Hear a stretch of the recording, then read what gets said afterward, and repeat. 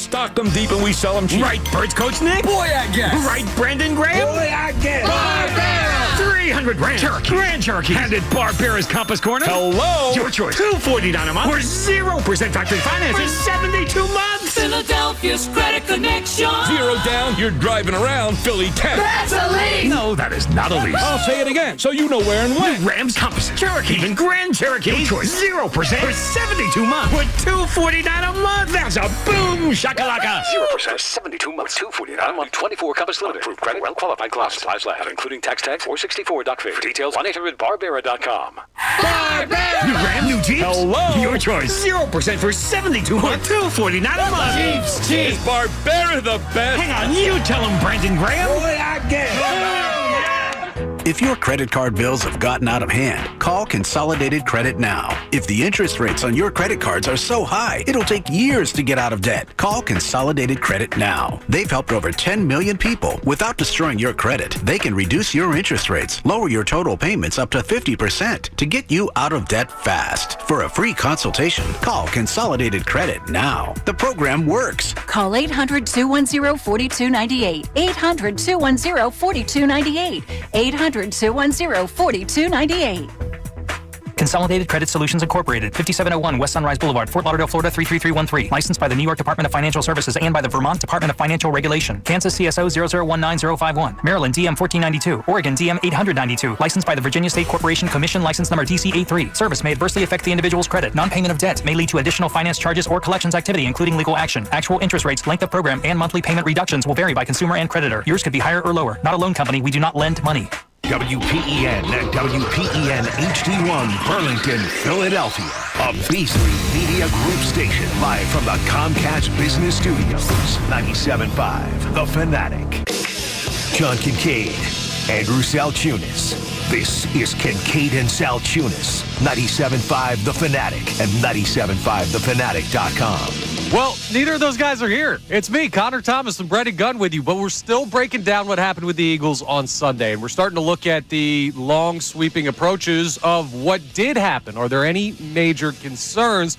Also, what are we looking for in the final two games? Is there anything that popped up that we need to learn? It's Kincade and Salciunas right here, 97.5 The Fanatic. This is Kincade and Salciunas. Let's not forget that Jalen Hurts was knocked out in the first quarter. I don't think the Commanders were going to stop the Eagles offensively yesterday. And if Jalen Hurts is in the game, they keep their foot on the gas pedal. That game's over. They just played a double-digit win football team with their backup quarterback for 90% of that game and probably still should have won it if the referees did what they were supposed to do and some other things broke their rule. Kincade and Salciunas.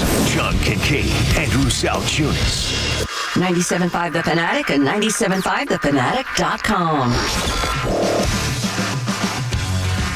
And a good Christmas Eve Tuesday morning to everybody out there across the Delaware Valley. I'm Connor Thomas sitting in for Andrew Salciunas. John Kincade also out. So Brendan Gunn to my left today.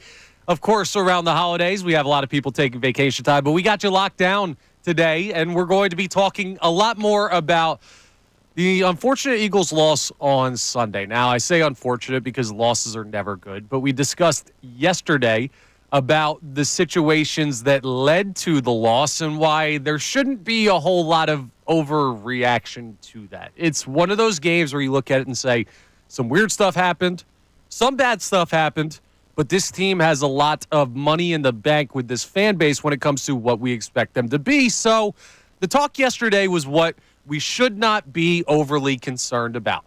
Now, the talk today is going to be looking at the flip side of the coin and seeing if anything's over there. It might just be a smooth side of the coin. There might be neither heads nor tails. We might look over and say, that's right. Just like we thought. This Eagles team is still pretty damn good. But we're going to look anyway because this team has Super Bowl aspirations. And if there's anything that needs to be fixed, we need to figure it out. So, first and foremost, Brandon Gunn, good morning. How you doing? Merry Christmas Eve, Connor. Can't complain. I feel 60 years old sitting in this seat. Happy day after birthday to Johnny out there. Yeah, 60, man. Did not realize. I did not realize that. A lot of years under his belt, and that's a good thing. But Has more hair than me. Yeah, he does. Well, that's not saying much. But they'll be back. So Andrew Salciunas will be back in on Friday. John will be back in the new year. I've got you locked down. I'll be working like every day. We're all off tomorrow. So this is our last chance to kind of talk before the Christmas Day football games, which are both AFC contests. Neither really affect the Eagles. But it's a very important day to start to break down even more what happened against the Washington Commanders for the Eagles, because when we come back on Thursday, the day after Christmas, we're going to turn our attention to the Cowboys. And we could be having a conversation about Kenny Pickett making a full start in earnest because Jalen Hurts is still in that concussion protocol. So we're going to talk about that as well and the faith that you have in Kenny Pickett. But let's start with this, right? The 1 seed for the Philadelphia Eagles is pretty much dead and gone.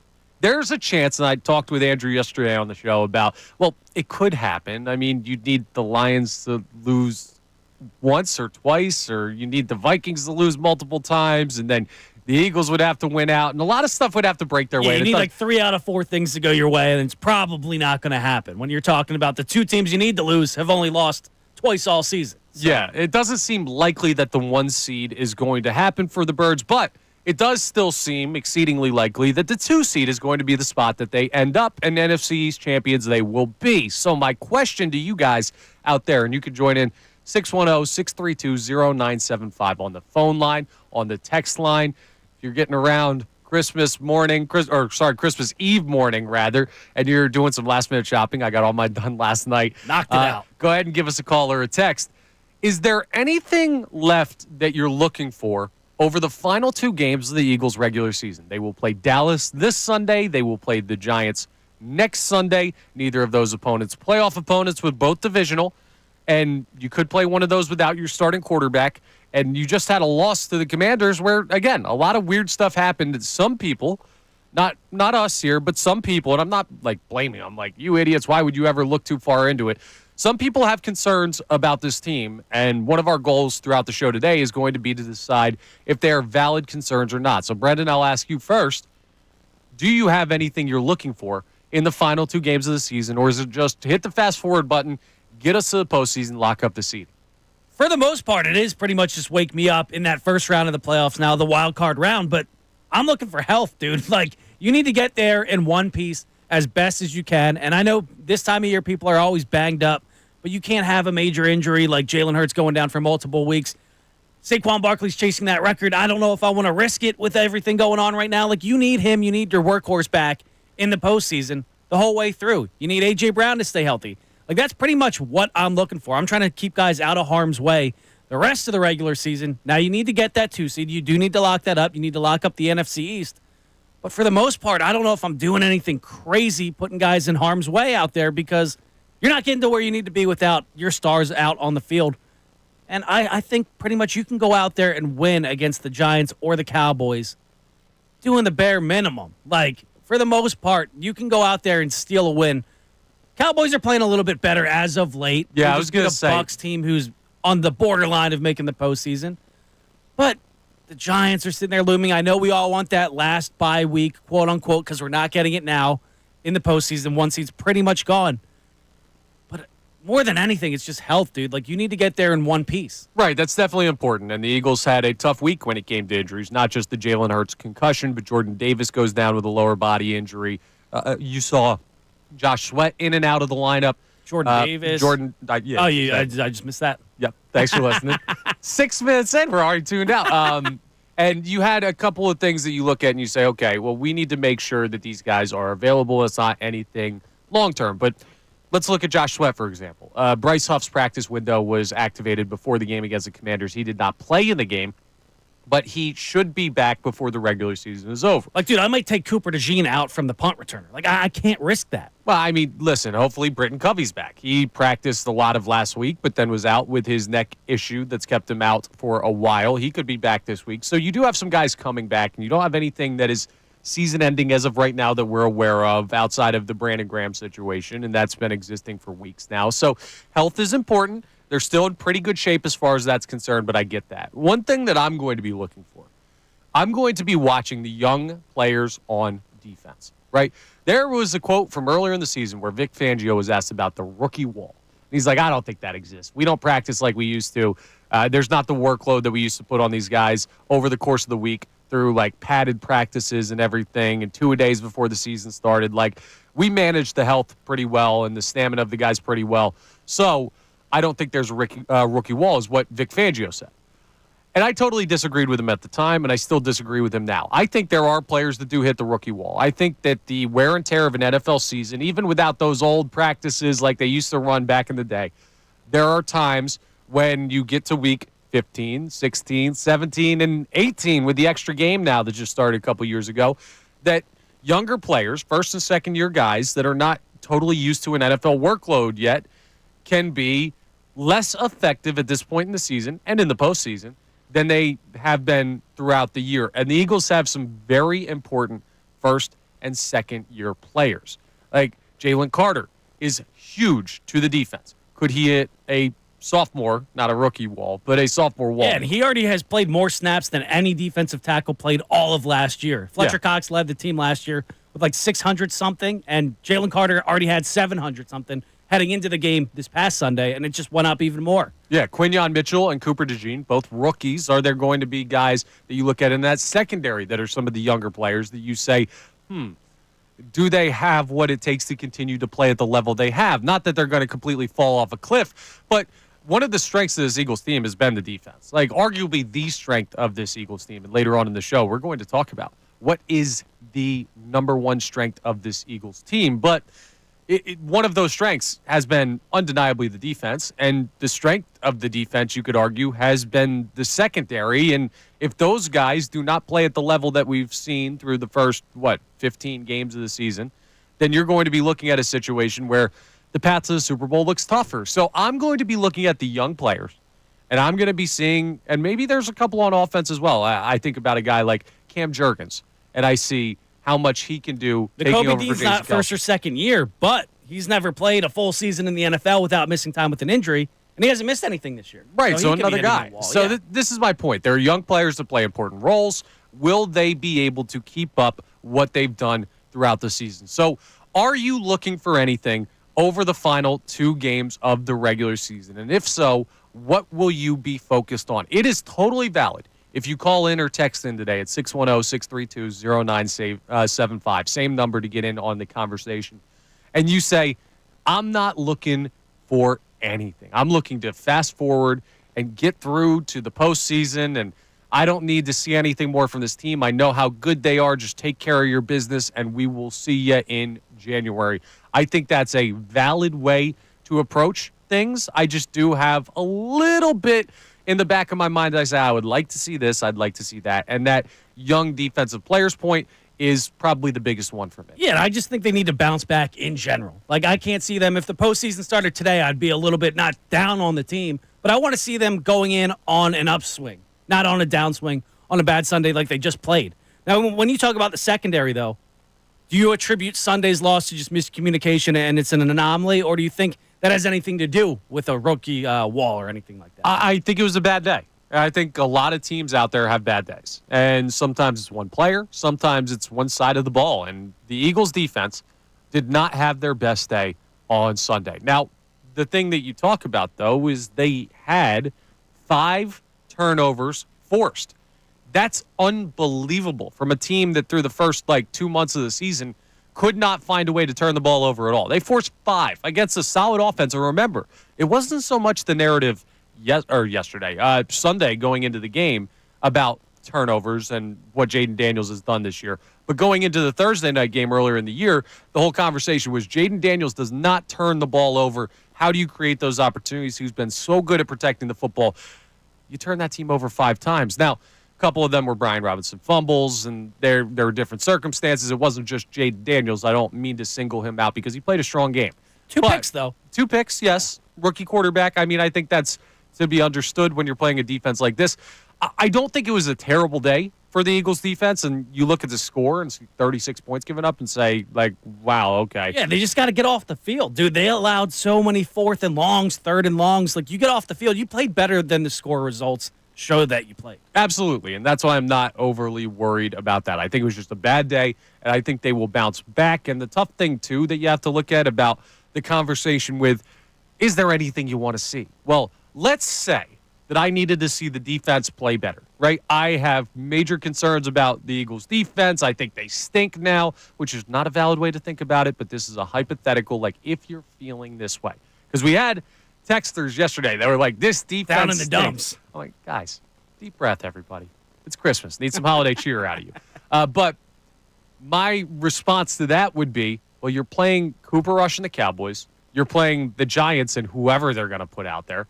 Like, there's nobody left on your schedule in these final two games where you say, okay, I'm going to learn significantly about this defense as far unless as it's so far bad.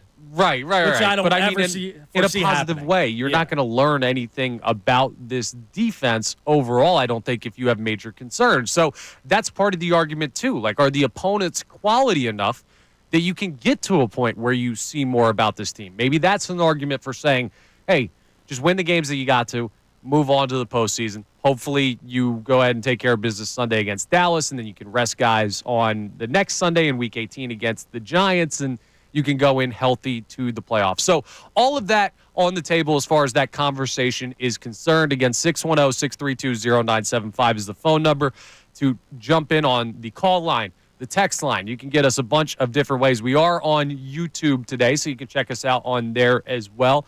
If you're just waking up, you got the day off work probably for Christmas Eve, and you want to just put something on the TV while you make the coffee. Now, Days off? Days off. It happens for some. People get those? Not for us here. Not for us. I'm talking about us in this room. John Kincade, Andrew Salciunas off. Salciunas will be back on Thursday. Another conversation that I want to have today is about the quarterback that could very well be under center on Sunday. So it was interesting to me that yesterday when me and Andrew were in here talking, he seemed pretty confident that there was a chance that Jalen Hurts could play Sunday. I'm not so sure. Like, when I see concussion happen, that to me says next week that guy's not available. Whether they play quarterback, whether they tried to come back in the game and got their helmet on and then were told not to play, like what happened with Jalen Hurts. When a guy gets concussed, that's normally to me you're out of this game and you're missing the next one. I would bet that Kenny Pickett is going to be the guy that you see taking snaps for the Philadelphia Eagles on Sunday. And that begs the question, and I'm sure once we find out in a little more certainty Thursday or Friday this week who's going to be playing in that game as the quarterback, we'll have a deeper conversation on this. But I want to open it up now because, frankly, we have a day off tomorrow with Christmas. We'll have the show on. There'll be some special programming here on the Fanatic. And then Thursday, it's already time to really ramp up towards Eagles-Cowboys. Can the Eagles win with Kenny Pickett on Sunday? It's a simple question, but a fair one.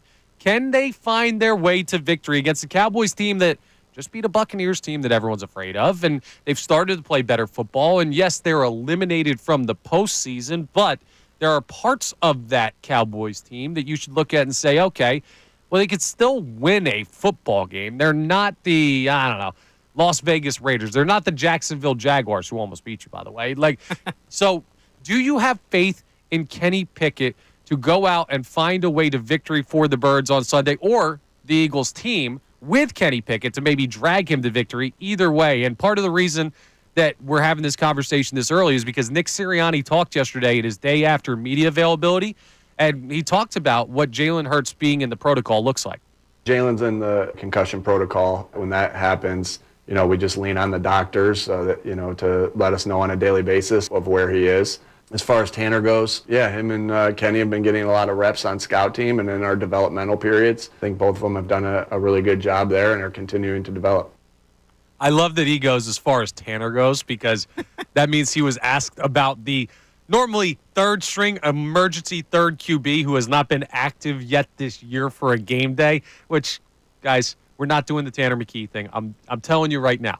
Kenny Pickett, if Jalen Hurts is not available, will be the guy who starts. Has started and won games in this league, dude. Yes. Tanner McKee has not done either of those things. Yeah, we don't need to have that conversation, and we don't have to worry about even the backup quarterback because Jalen Hurts is coming back. If it's not this week, it'll be next week. It's not this. No, I don't want to lighten what concussions are. It's not this week. Yeah, absolutely. For like a half? He'll be available to play is what I mean. Okay, I don't want to make concussions seem less dangerous than what they are, but you are back within a week from that. 100%. He'll be cleared to play. Yeah, so we don't have to worry about that. But can Kenny Pickett win you a game on Sunday? It's a pretty simple question with not that simple of an answer. Brennan Gunn, your initial reaction. If you're asking me, can you go on a run, a Super Bowl run, win multiple games with Kenny Pickett? No. Can Kenny Pickett win you one game with the way this roster is designed, the way this roster is built? Yes. Like, that's why you bring in a guy like Kenny Pickett, a guy that has won in this league. If you can't beat the Dallas Cowboys with your backup quarterback, with this offense, with all the firepower they have, with the defense most likely bouncing back because they've been the best defense in the league for all of the season up until last week. It was the first game where they kind of just didn't look like themselves. You can win a game with Kenny Pickett. He's won in this league before. He's been on the verge of going to the postseason in this league before. Now, a lot of that's to do with Mike Tomlin. But look at the surrounding pieces on this team. Like, he's fully equipped to go out there and beat a Dallas Cowboys team that I know just beat the Tampa Bay Bucks. But they're not good. They're eliminated. They can't really eliminate the Eagles. They can just pretty much slow them down from winning the NFC East. I don't know how motivated the Cowboys are going to be, and the Eagles should have all the motivation in the world to go out there and have a week off the week after, a mini week off with the bye. You can win, take care of your business this week with your backup quarterback. Kenny Pickett can get it done. Yeah, well, the one thing I'll completely disagree with you on, the Cowboys are going to be very motivated in this game. They are playing a team that has Super Bowl aspirations that they hate. They're playing a divisional opponent that they can make their season tougher. They have nothing else to play for. This is the Dallas Cowboys Super Bowl. I might be going full Galaxy brain. They can slow the Eagles down, but guess what? Guess who they're playing the following week? The Commanders. So all the stuff they do this week is all for naught because they're going to try to do the same thing. What do you mean all for naught? To the other team next week. Dude, okay, you need to take yourself out of the Eagles' shoes. Or put yourself back in, like, if we were playing the Cowboys and they were a Super Bowl caliber team and the Eagles had nothing to play for and they had been eliminated, we would want to beat the brakes off them. And we would want as a fan, yes. Yeah, as we a would fan. want to, like, hit every player as hard as we can and do what you can to make those guys feel Michael it. Parsons really wants to take out his podcast buddy. Yeah, dude. What do you mean his podcast buddy? He wants to ruin his podcast buddy's Christmas? Who's his podcast buddy?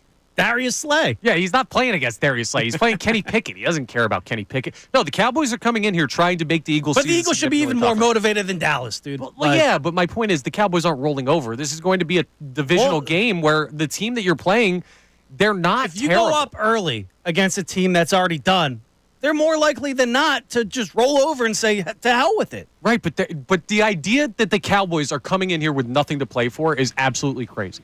Like, you can't look at the game that way. So we'll continue this conversation coming up next about whether or not you have faith in Kenny Pickett to get the job done on Sunday, if indeed he does have to play. And we're going to talk more coming up about what Pickett did this past Sunday against the Commanders and what your evaluation of his performance was and whether that gives you faith in him going forward for however long he has to play, whether he's done ever taking a snap for the Philadelphia Eagles or he's the starting QB next week in Week 17. All right, I'm Connor Thomas filling in for Andrew Salciunas. Brendan Gunn to my left. Haley on the board filling in for Brendan, who would fill in for me. Everybody's all over the place. It's me, Brendan, with Haley on the board. And we are back after this for more Kincade Salciunas right here on 97.5 The Fanatic. Fanatic Sports Update. Adjusting without Hurts. I'm Haley Taylor Simon with your Fanatic Sports Update. This report is brought to you by Ace Hardware Home Services. Got a leaky pipe, having issues with your heat? At Ace Hardware Home Services, they're around the block with everything you need to fix it. They've got the pros to keep your home humming all year long. Ace Hardware Home Services. The Eagles look ahead to the Dallas Cowboys after their loss to the Washington Commanders this Sunday. The Ashray Eagles head coach Nick Sirianni spoke about having to make adjustments without Jalen Hurts, who is in concussion protocol. Take a listen. Every position that you are without a guy that's normally playing, there's an adjustment to be made. And quarterback's no different. So there'll be an adjustment that we to go through. The Sixers defeated the Spurs 111-106. It was an eventful game as Joel Embiid was ejected in the first half. However, Tyrese Maxey balled out and led the team with 32 points. The Flyers fell to the Penguins 7-3. It was an ugly game for the Orange and Black as Sam Ersson was pulled at the start of the third period and Alexei Kulisov took over. Phillies president Dave Dombrowski did say that Andrew Painter will throw but not pitch at any games in spring training. I'm Haley Taylor Simon on home of the 76ers and Flyers, 97.5 The Fanatic and 97.5thefanatic.com.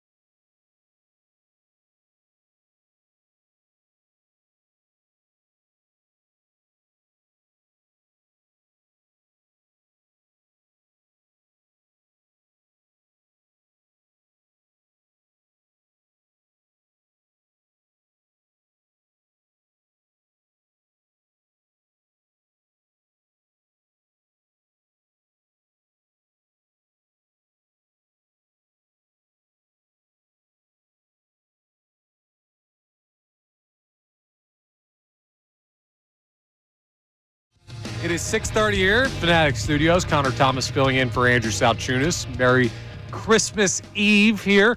We're talking, of course, about the Eagles still and that loss to the Commanders. And part of the conversation that we were having to start the show, not just what you're looking for in the final two games of the season, because that is an important mindset of the fan base that I want to break down, what the things that we keep an eye on over these next two games, two divisional games, two games that still matter towards wrapping up the NFC East until you win one.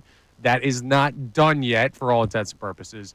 The Eagles are going to be NFC East champions, but there are things that you may be concerned about, and you see what happens over the next couple weeks with things like the defense after a rough game against, or a seemingly rough game against the Washington Commanders. There could be an argument that they were bad. There could be an argument that they were good. There could also be an argument that Kenny Pickett was not good enough. Or you could have the argument that he was, and he should have gotten more help from the D. I don't know. It's such a weird game because you give up 5 touchdowns to Jaden Daniels, but you also force 5 turnovers. So did Kenny Pickett get enough opportunity? Did the defense not do what they were supposed to do down the stretch? If Kenny Pickett was a starting quarterback, I think the answer would be, hell no, he did not do enough to win the game. But when you're looking at it on a grading scale of a backup quarterback, when your backup comes in, you need everybody else to elevate their play a little bit. And he was kind of, I don't want to say let down, but Devontae Smith dropped that big ball. Saquon Barkley dropped the big ball. A.J. Brown dropped the big ball. The defense had their worst game all season.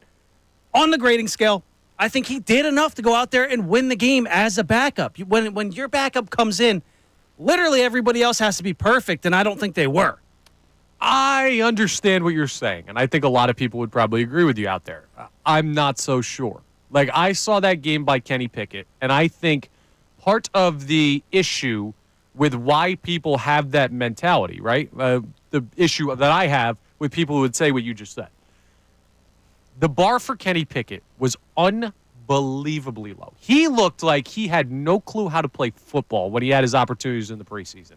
And then we haven't seen him since. So everyone's like, well, Kenny Pickett stinks. If you have to go to Kenny Pickett, the Eagles are screwed. And then he goes out there and he looked serviceable. And that's a good thing. Like, I'm not going to rip Kenny Pickett apart for his performance on Sunday. That game was not on him. You'll never put that on a backup quarterback unless he goes in and throws like 4 picks and completely torpedoes the game. And he did not do that. He had 1 bad interception, and he didn't really have the offense moving. But at the end of the day, he put a ball right on Devontae Smith that he did not catch that led to the Commanders getting the chance for the last drive where they scored the game-winning touchdown. So Kenny Pickett, you can absolutely make the argument that he had a good enough game Sunday to give you faith that he can beat the Cowboys or lead an Eagles team, or not even lead an Eagles team, be part of an Eagles team that beats Dallas this coming Sunday. And Nick Sirianni believes that as well. So he talked yesterday. We already heard him talk about Jalen Hurts being in concussion protocol, but of course he's got to mention the quarterback who did play most of the game. Here's what he had to say about Kenny Pickett's performance on Sunday. But Kenny, under circumstances, came in and did a nice job, played good football, and gave us a chance to win the football games. Yeah, obviously, he's going to want some plays back, but he did a lot of good things. That's the nature of his position, that they have to be able to do those things without reps, because everyone knows that. I mean, they don't get a lot of reps there. You know, now we try to do as much as we possibly can as coaches, and we kind of thought about this too with, going all the way back to Gardner, who wasn't with us in the preseason. We had to find ways, post-practice and pre-practice to get him meaningful reps, and we've tried to do the same thing with Kenny and Tanner, getting meaningful reps as developmental periods. They have opportunities and chances to rep our plays, not just the scout team plays. So, but great job by Kenny doing everything he could do to help this team win yesterday. Played tough, made some big plays and made some big throws, and did a lot of good things. Yeah, I mean, those are glowing reviews from Nick Sirianni, and he's not a guy that goes out and says, yeah, not good enough. Like, he's not of the Mike Tomlin mold where if a player plays like crap, Nick Sirianni is going to be like, yeah, he stunk. Like, Sirianni always finds the positives, but he had, I think, valid praise of Kenny Pickett and what he was able to do Sunday. And he spoke about the reps he's getting this week. So if you do need him in this game, dude, you get a full week of practice under your belt where you're not the backup, where you're game planning for Kenny Pickett. I think they can put him in better positions than they did last week, and they still scored 19 points with Kenny Pickett on the field. Like, that should be good enough to win with this Eagles team that we all think, or thought at least, is not only the best team in the NFC. Last week, everybody thought they were the best team in the NFL. 19 points out of your backup when you already were spotted 14 before that. You should win that game. Yeah, I know. And listen, when you bring up best team in the NFL, the Bills played a tight game against the New England Patriots. I understand that's divisional, but when you look at what Kansas City has been doing all year, they're the first team to have this record that they have. What do they have, 14 wins now?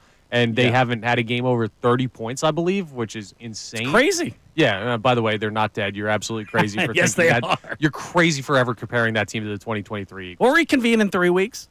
No, we won't. They're 14-1. That's whatever. That's a conversation for a different time on a different show. But here's what I worry about with Kenny Pickett. And I don't know that there's an easy solution for this. Jalen Hurts made himself infinitely more valuable to this team when Jason Kelce retired, because the responsibilities for blitz recognition at the line of scrimmage went from Jason Kelce to Jalen Hurts.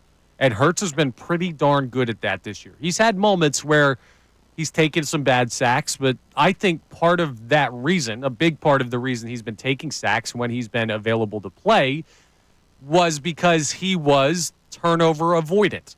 He didn't want to put the ball in harm's way. He didn't want to risk a strip sack. He didn't want to risk a ball floated up because he was hit while he was throwing it. It didn't seem to me like they weren't recognizing where the pressure was coming from. I think he's done an outstanding job of that this year. Now, who does that responsibility fall on with Jalen Hurts out? The natural idea would be, well, Kenny Pickett's in charge of that. He is now the quarterback of the team. It could also go to Cam Jurgens, though. And here's the thing with Cam Jurgens. It's not like he's been in the league forever. It's his first year starting at the center position, taking over legitimately for Jason Kelce, not just the blitz pickup responsibilities, but somebody is going to have to figure that out. And I don't have a lot of data points to show me that either Cam Jurgens or Kenny Pickett are going to be able to recognize pressure and call out the protections the way that Jalen Hurts has been doing all year. And guess what? Kenny Pickett comes in that game Sunday, and against the Washington front that is okay, he gets sacked 3 times in his time in that game. Micah Parsons coming into this next game could be a major problem. He moves around. He has the ability. They give him the freedom, Dallas does, to play anywhere, inside, outside, linebacker, whatever. He can line up wherever he'd like to and communicate with the other players on the defense because he's that talented and that versatile. And Kenny Pickett or Cam Jurgens are going to have to be well aware of where number 11 in a Cowboys jersey is on Sunday. That's something that I'm concerned about. And all of this stuff, right? If you're saying, Connor, you are being way too worried about a Dallas Cowboys team that's not that good, Vegas totally agrees with you. The opening line for Eagles-Cowboys, Eagles are giving 8.5 points. They're 8.5-point favorites. With the idea that Kenny Pickett's going to be in there as of right now. Exactly. So I'm probably overly worried about some stuff that I should not be, but I also have, I think, more respect for this Cowboys team that's coming in here Sunday to Lincoln Financial Field than the average Eagles fan does. Like, to me, the best team in the NFC should be able to go out there and beat a non-playoff team with their backup quarterback for one game. Can Saquon Barkley go out there and reestablish himself, even with 8 guys in the box? I think the odds are in your favor still with that one, that Saquon can at least be a moderate version of Saquon. He doesn't have to be the 200-yard Saquon, but he can still go out there and help you win a game. You need A.J. Brown to go out there and step up his game. You can't have drops. Devontae Smith, he's not going to drop that again. This offensive line is going to be better than they were last week. I get your point with the blitz package, and it's not even something I thought of. It was very intelligent of you on that one, because I really didn't think about Cam Jurgens or Kenny Pickett having to do it for pretty much the first time all year. But you should still be able to beat the Dallas Cowboys, dude. They're not good, and I know they just beat the Bucs. The Bucs aren't a playoff team right now. I know we're all scared of them because I'm not either. But I know people are, and that's why they see the Cowboys beat them. Guess what, guys? The Cowboys are not good this year. That's why they're not concerning to me right now. You should be able to win with your backup quarterback, point-blank period, against a lower-tier NFL team. And something to your point as well, going back to the last time the Eagles played the Cowboys, they went on the road, they played this team. They played Cooper Rush. It wasn't Dak Prescott, but Cooper Rush is the guy you're going to see on Sunday, and they held him to 6 points. They forced 4 turnovers in that game. Now, you might say, well, they forced 5 against Washington and lost that game. Not so much my point. The fact that you were able to be that effective against that Dallas Cowboys offense. If you hold them to 10 points, you're going to win this football game. I mean, Kenny Pickett is capable of handing the ball off enough times. How many points do you need out of Kenny Pickett to win the game? I would say if you can get to 17, you probably feel pretty good about your chances to win this game because I don't think the Dallas Cowboys offense is any good, and I think this Eagles defense is going to bounce back. You can muster up 17 points. That should be relatively easy. Right. No, I understand. And I think the Eagles win on Sunday. I'm more concerned about the Cowboys than I think the average Eagles fan is because I think the natural response here in this city is when Dallas is bad, oh, they suck. They're the worst team of football. They can never win a game again. And that's our personal bias. And that's fine. You should feel that way if you're an Eagles fan because screw Dallas. But I'm here to try and be a little bit more objective. And that's a team that's not completely off. It's not the Giants. It's not a team that has 0% chance to win. They're not the Giants, but they're not too good either. I know they're not too good, but they're a middle of the pack team. They're not a playoff team. I don't even think they're middle of the pack. Okay, you played the Jaguars close with Jalen Hurts. You played the Panthers close with Jalen Hurts. You played the Browns close with Jalen Hurts. There is you can't just write this game off because Dallas is not a playoff team. And that's what some people are going to do, and that's short-sighted, whether the line is 8.5 or not. So we need to have a conversation of if Kenny Pickett needs to go out there and get you 20 points, can he do it? I think he can, but I don't think it's as sure of a thing as Brendan Gunn seems to think it is. So I'd love to hear your thoughts on the text line 610-632-0975 or the phone line at the same number. Coming up next, we're going to check in on what the people are saying, and we're also going to just ask a quick question. I'm just asking. I don't think this is a problem, but I'm just asking. Special teams has been a fringe conversation this year, but never in totality. It's been individual players. We're going to have the special teams conversation. And just asking if that's a problem. I'm Connor Thomas, filling in for Andrew Salciunas. We're back after this here on 97.5 The Fanatic. Happy holidays from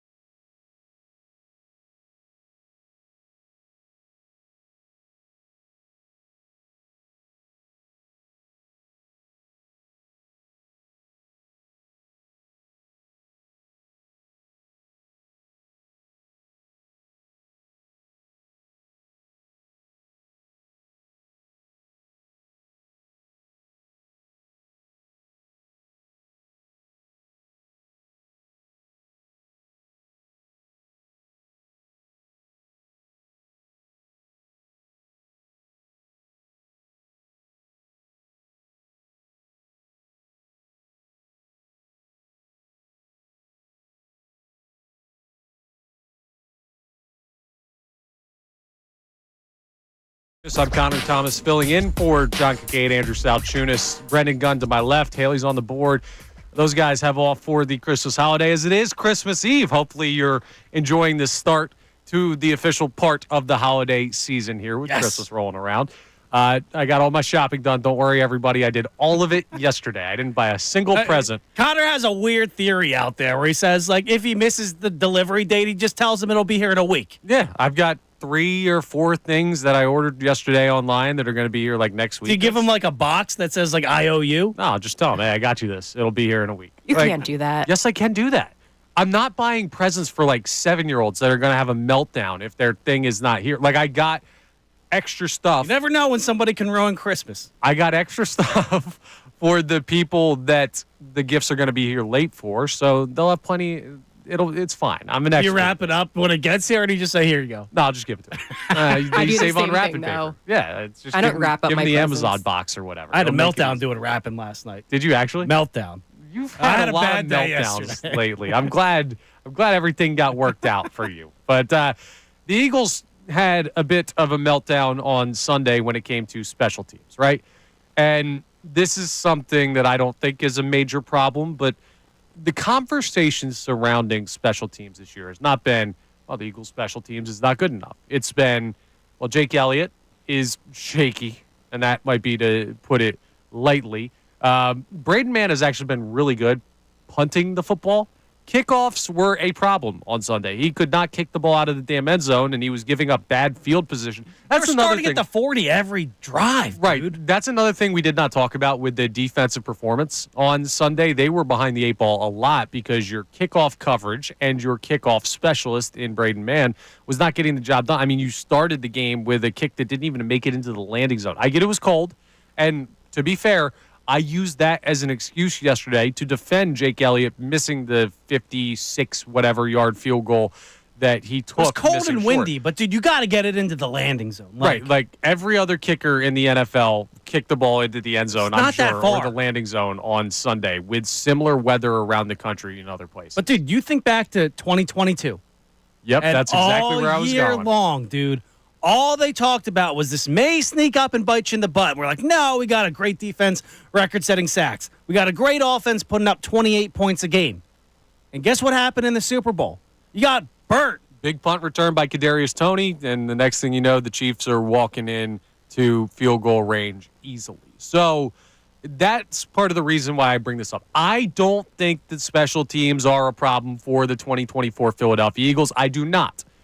But we've had questions about the kicker, and now we've looked at the kickoff coverage just this past Sunday, right? That's an immediate reaction, but just this past Sunday, it was really, really bad.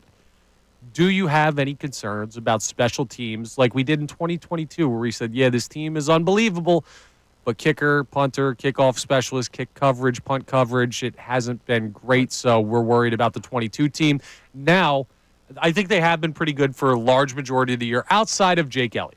Jake Elliott has had a rough season. And Do you believe in him to make a kick, though, when it counts? Like, I still I have do. that faith in him. Like, when he stands over the ball, I think this is going in. Yes, and maybe we're the dumb ones at this point, but I don't think we are. No, I don't think so. Now, my thought process is not this is guaranteed to go in. Like he's Like it probably used to be. Now it's like he's probably going to make it. I really hope he does because I don't want to have. Maybe I'll go in the conversation. kitchen real quick while he kicks it. Yeah, I don't want to have the Jake Elliott conversation for another time for like the third time this season. But we haven't really brought up special teams. When you are a Super Bowl caliber team with Super Bowl expectations, the margins are razor thin.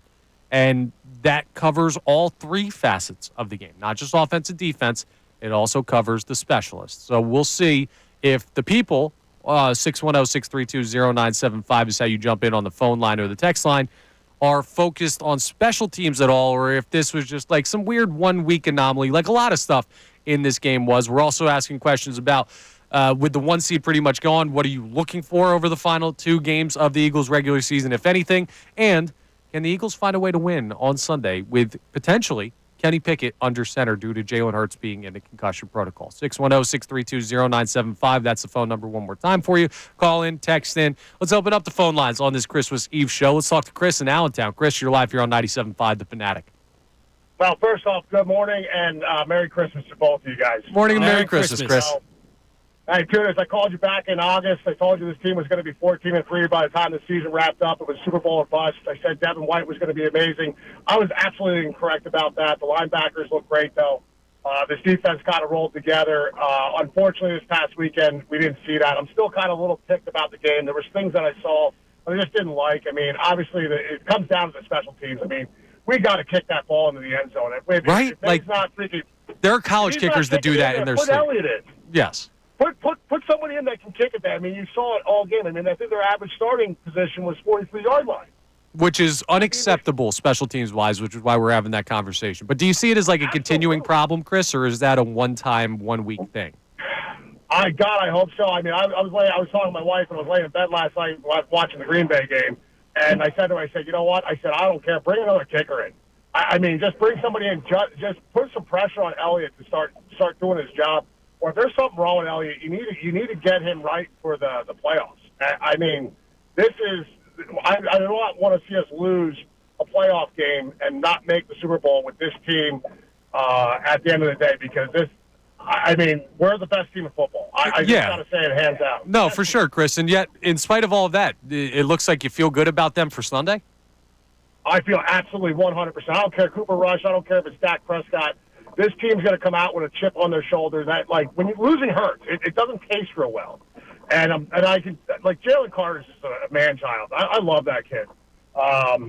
We're going to roll the Cowboys. There's no doubt. We're at home. It's just not good. The Cowboys don't have a chance. They might as well stay Good deal. in Texas. All right, Chris. Well, Merry Christmas to you. Real quick. Yeah, go ahead.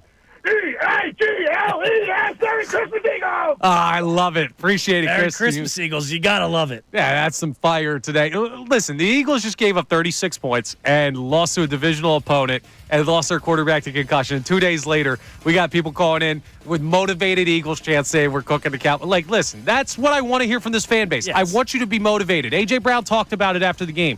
Don't lose that confidence. Don't lose your confidence in this Eagles team. That's why I believe in this team to bounce back, because of guys like A.J. Brown this year. This is not last year. Like, they're going to be fine. Yeah, and we're going to ask questions today about what could potentially be focuses going forward.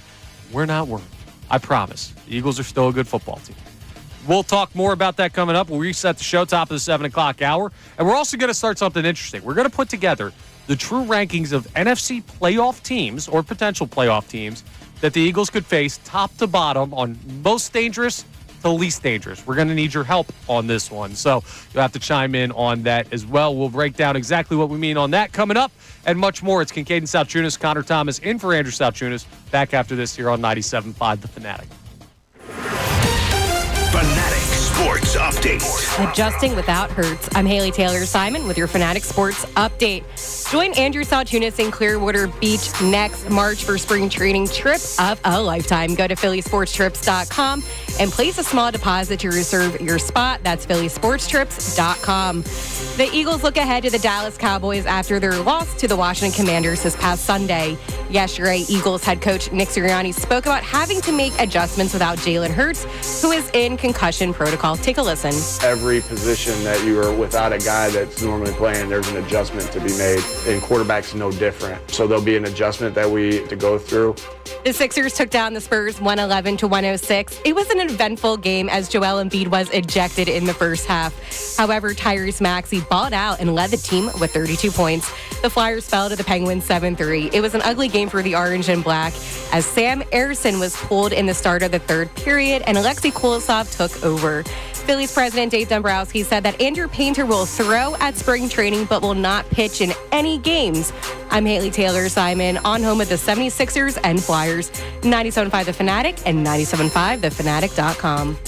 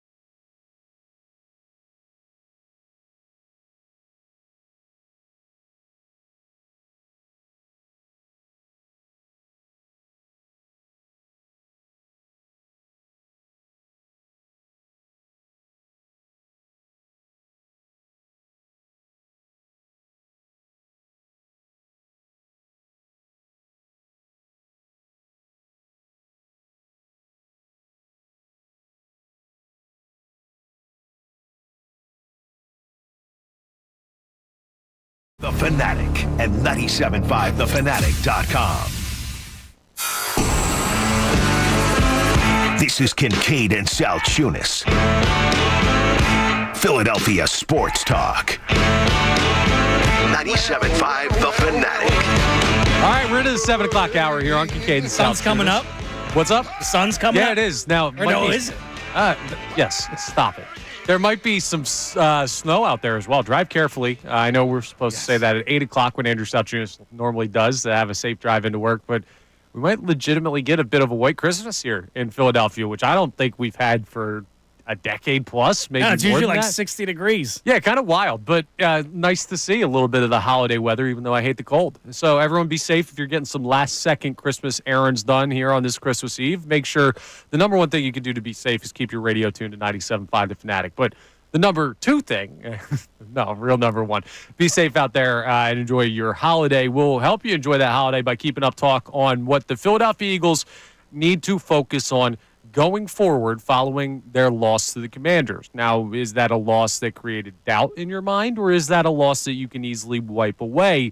The argument that we made yesterday, myself and Andrew Salciunas, and you, Brendan, when you were on the board, was that any overreaction is too much to the game on Sunday. There's no need to go crazy about what happened. There's no need to make these grand proclamations about what this team now is. It was one game out of 13 that they played. With your backup quarterback, with so many uncharacteristic things of this team happened, the defense is not going to allow 5 touchdown passes probably the rest of the season, unless you face like a Mahomes, right? Like a Josh Allen. And then it's going to be a shootout. Devontae Smith's not going to drop that ball again. Right. Saquon might drop another ball, but that's all you're asking him to do. We're asking Devontae Smith, one of the most sure-handed wide receivers in the NFL, to take care of business, and he'll be motivated to make sure that never happens again. You could have Jalen Hurts back. It's more likely that Kenny Pickett is the starting quarterback on Sunday, considering Jalen Hurts is in concussion protocol, and we know that normally takes about a week. But we'll see. And if you get Jalen Hurts back for Sunday, this whole Kenny Pickett conversation goes by the wayside. But we do need to start to look at it and say, well, if Kenny Pickett is the guy on Sunday that you got to go with, do you have enough faith based on his performance against the Commanders to go out and win that game? Going into the year, you pretty much could guarantee that he would have to start a game. Like Jalen Hurts has missed time every year for the most part. And we all I felt comfortable saying Kenny Pickett can get you a win. And when we're sitting here going into the final 2 games of the season against the Dallas Cowboys team that you think's middle of the pack, I think I'll give you that a little bit. Bottom tier, middle of the pack. Bottom tier, middle of the pack is not a thing. Like, yeah, it is. There's top, middle, and bottom. The Cowboys are a middle of the road team in the NFL. You can't tell me what my tier lists are. How many tiers do you have? What are there, 32 tiers? Yes, exactly. You should be able to beat a Dallas Cowboys team that's not headed to the postseason, that has struggled against bad teams all year, that has Cooper Rush as your quarterback. Hell, dude, who has the quarterback advantage on Sunday? I would say that the Dallas Cowboys with Cooper Rush. No, there's no way, dude. Cooper Rush has not won 8 games in the NFL. I think he actually has. In a season. Okay. Well, that's what Kenny Pickett has done that. Buddy, Mike Tomlin could win 8 games with you playing quarterback. And this Eagles team could do it with a backup quarterback as well. Listen, this is the anti-Dallas bias of just dude, like Cooper not. Rush is terrible. Like he is. He's not as good remotely as a guy like Jalen Hurts or you other would rather starting have Cooper Rush as your quarterback than Kenny Pickett. It's a coin flip. If you had to give me a backup and you said either Cooper Rush or Kenny Pickett, it would be a coin flip for me. One was an undrafted guy. The other was a first-round pick. There's talent there. There's a big talent discrepancy. Okay, maybe I'm crazy as far as that's concerned, and maybe I should be taking Kenny Pickett over him. I'm just not, like, Kenny Pickett isn't this, oh, well, he's a starter as a backup. He's not Nick Foles. He's not Gardner Minshew. No, the reason he's a backup is because he's not good enough to start in this league. He's not. So I don't think he's head and shoulders above Cooper Rush going in here. I do not think you could look at the Eagles as having like a clear quarterback advantage on Sunday if Jalen Hurts does not play. Now, if Jalen Hurts plays, you have a momentous quarterback advantage in this game. It's monumental, I should rather say. And that's going to be something that we'll have to see with the protocol. But this is part of the conversation. Like, how much do you look at what's going to happen on Sunday against the Cowboys as Kenny Pickett dependent? How much do you look at what happened this past Sunday against the Commanders as Kenny Pickett dependent. Like, how much do you put on his plate, and how much will you keep on his plate this coming week? That's part of the conversation we're having. 610-632-0975 is the phone number to jump in. And again, over these final two games, when you play the Cowboys, you play the Giants. What more do you need to see, if anything, from the Philadelphia Eagles? Do you look at this as a chance to still learn stuff? Are you already, because our argument yesterday very much points towards this team is what they are. Nothing that happens we're going to overreact to positively, negatively. That was a game that was ripe for overreaction. They gave up a bunch of points and a bunch of touchdowns, and the offense couldn't move, but you had a backup quarterback, but you had to kind of reevaluate what you think about the backup quarterback, and the special teams was bad. There are a lot of things that we could have said, well, this is something to keep an eye on for the Eagles. And the large sentiment from us yesterday on the show was it doesn't change anything. And we said that, and Andrew DeCecco, who joined us for the entire 8 o'clock hour, said that. By the way, it'll be myself and Andrew DeCecco in here on Thursday, putting the show together for you guys, so you can tune into that. We'll be back after the Christmas holiday. But my point is this. We have kind of already established ourselves on the side. And when I say we, I mean the people in this room. I mean Kincade Salciunas, the show. We've already talked about this yesterday, that we're probably not going to overreact to anything the rest of the way. We believe in what this team was during the 10-game win streak. We believe that's what they are going forward. So is there an argument you can make that says, well, I don't really want to or care to or need to see anything the rest of the way besides, and you brought up health. Yes, but which is fair. Also, I want to see them bounce back. They've done it all year long. When any adversity comes up, and I'm not even saying this is an adverse situation that just happened over the weekend, but you got to get that correction back in the secondary, that miscommunication you had. Go out there and correct it, right? I want to see Saquon Barkley be able to run a little bit with a Kenny Pickett back there, 8 guys in the box, because you may see that in the postseason. Jalen Hurts obviously is much better and can attack a weaker secondary when there's 8 guys in the box. But you're still going to need to run the ball in the postseason, and teams are going to try to take away Saquon early on in the game. That's going to be their first step. Go out there and just correct what happened, what went wrong on Sunday, and I think they will. Yeah, I mean, I do as well. I think they've got what they need to figure this out. I think the coordinators know what they're doing. I think this is a good coaching staff, which is not something that we could guarantee at the beginning of the season. So now that we sit here, we see what Vic Fangio has done, Kellen Moore has done, what Nick Sirianni has worked his way into this year, and the things he's corrected personally. You look at that and say, okay, they have a good coaching staff that answers questions positively most of the time. So you should feel good about the Philadelphia Eagles to put themselves in a position where they can bounce back from this. You brought up something interesting. We're going to get into this conversation in just a second about the NFC playoff opponents that you have to rank, right? We're going to rank them from top to bottom as far as most dangerous to least dangerous to the Philadelphia Eagles. But you brought up, can Saquon run with 8 guys in the box against, with a Kenny Pickett-led offense back there? This is why, right? And it's not the time for a told you so victory lap type of thing when the Eagles just lost the game that could have been a division-clinching win. But this is why the passing attack is so important.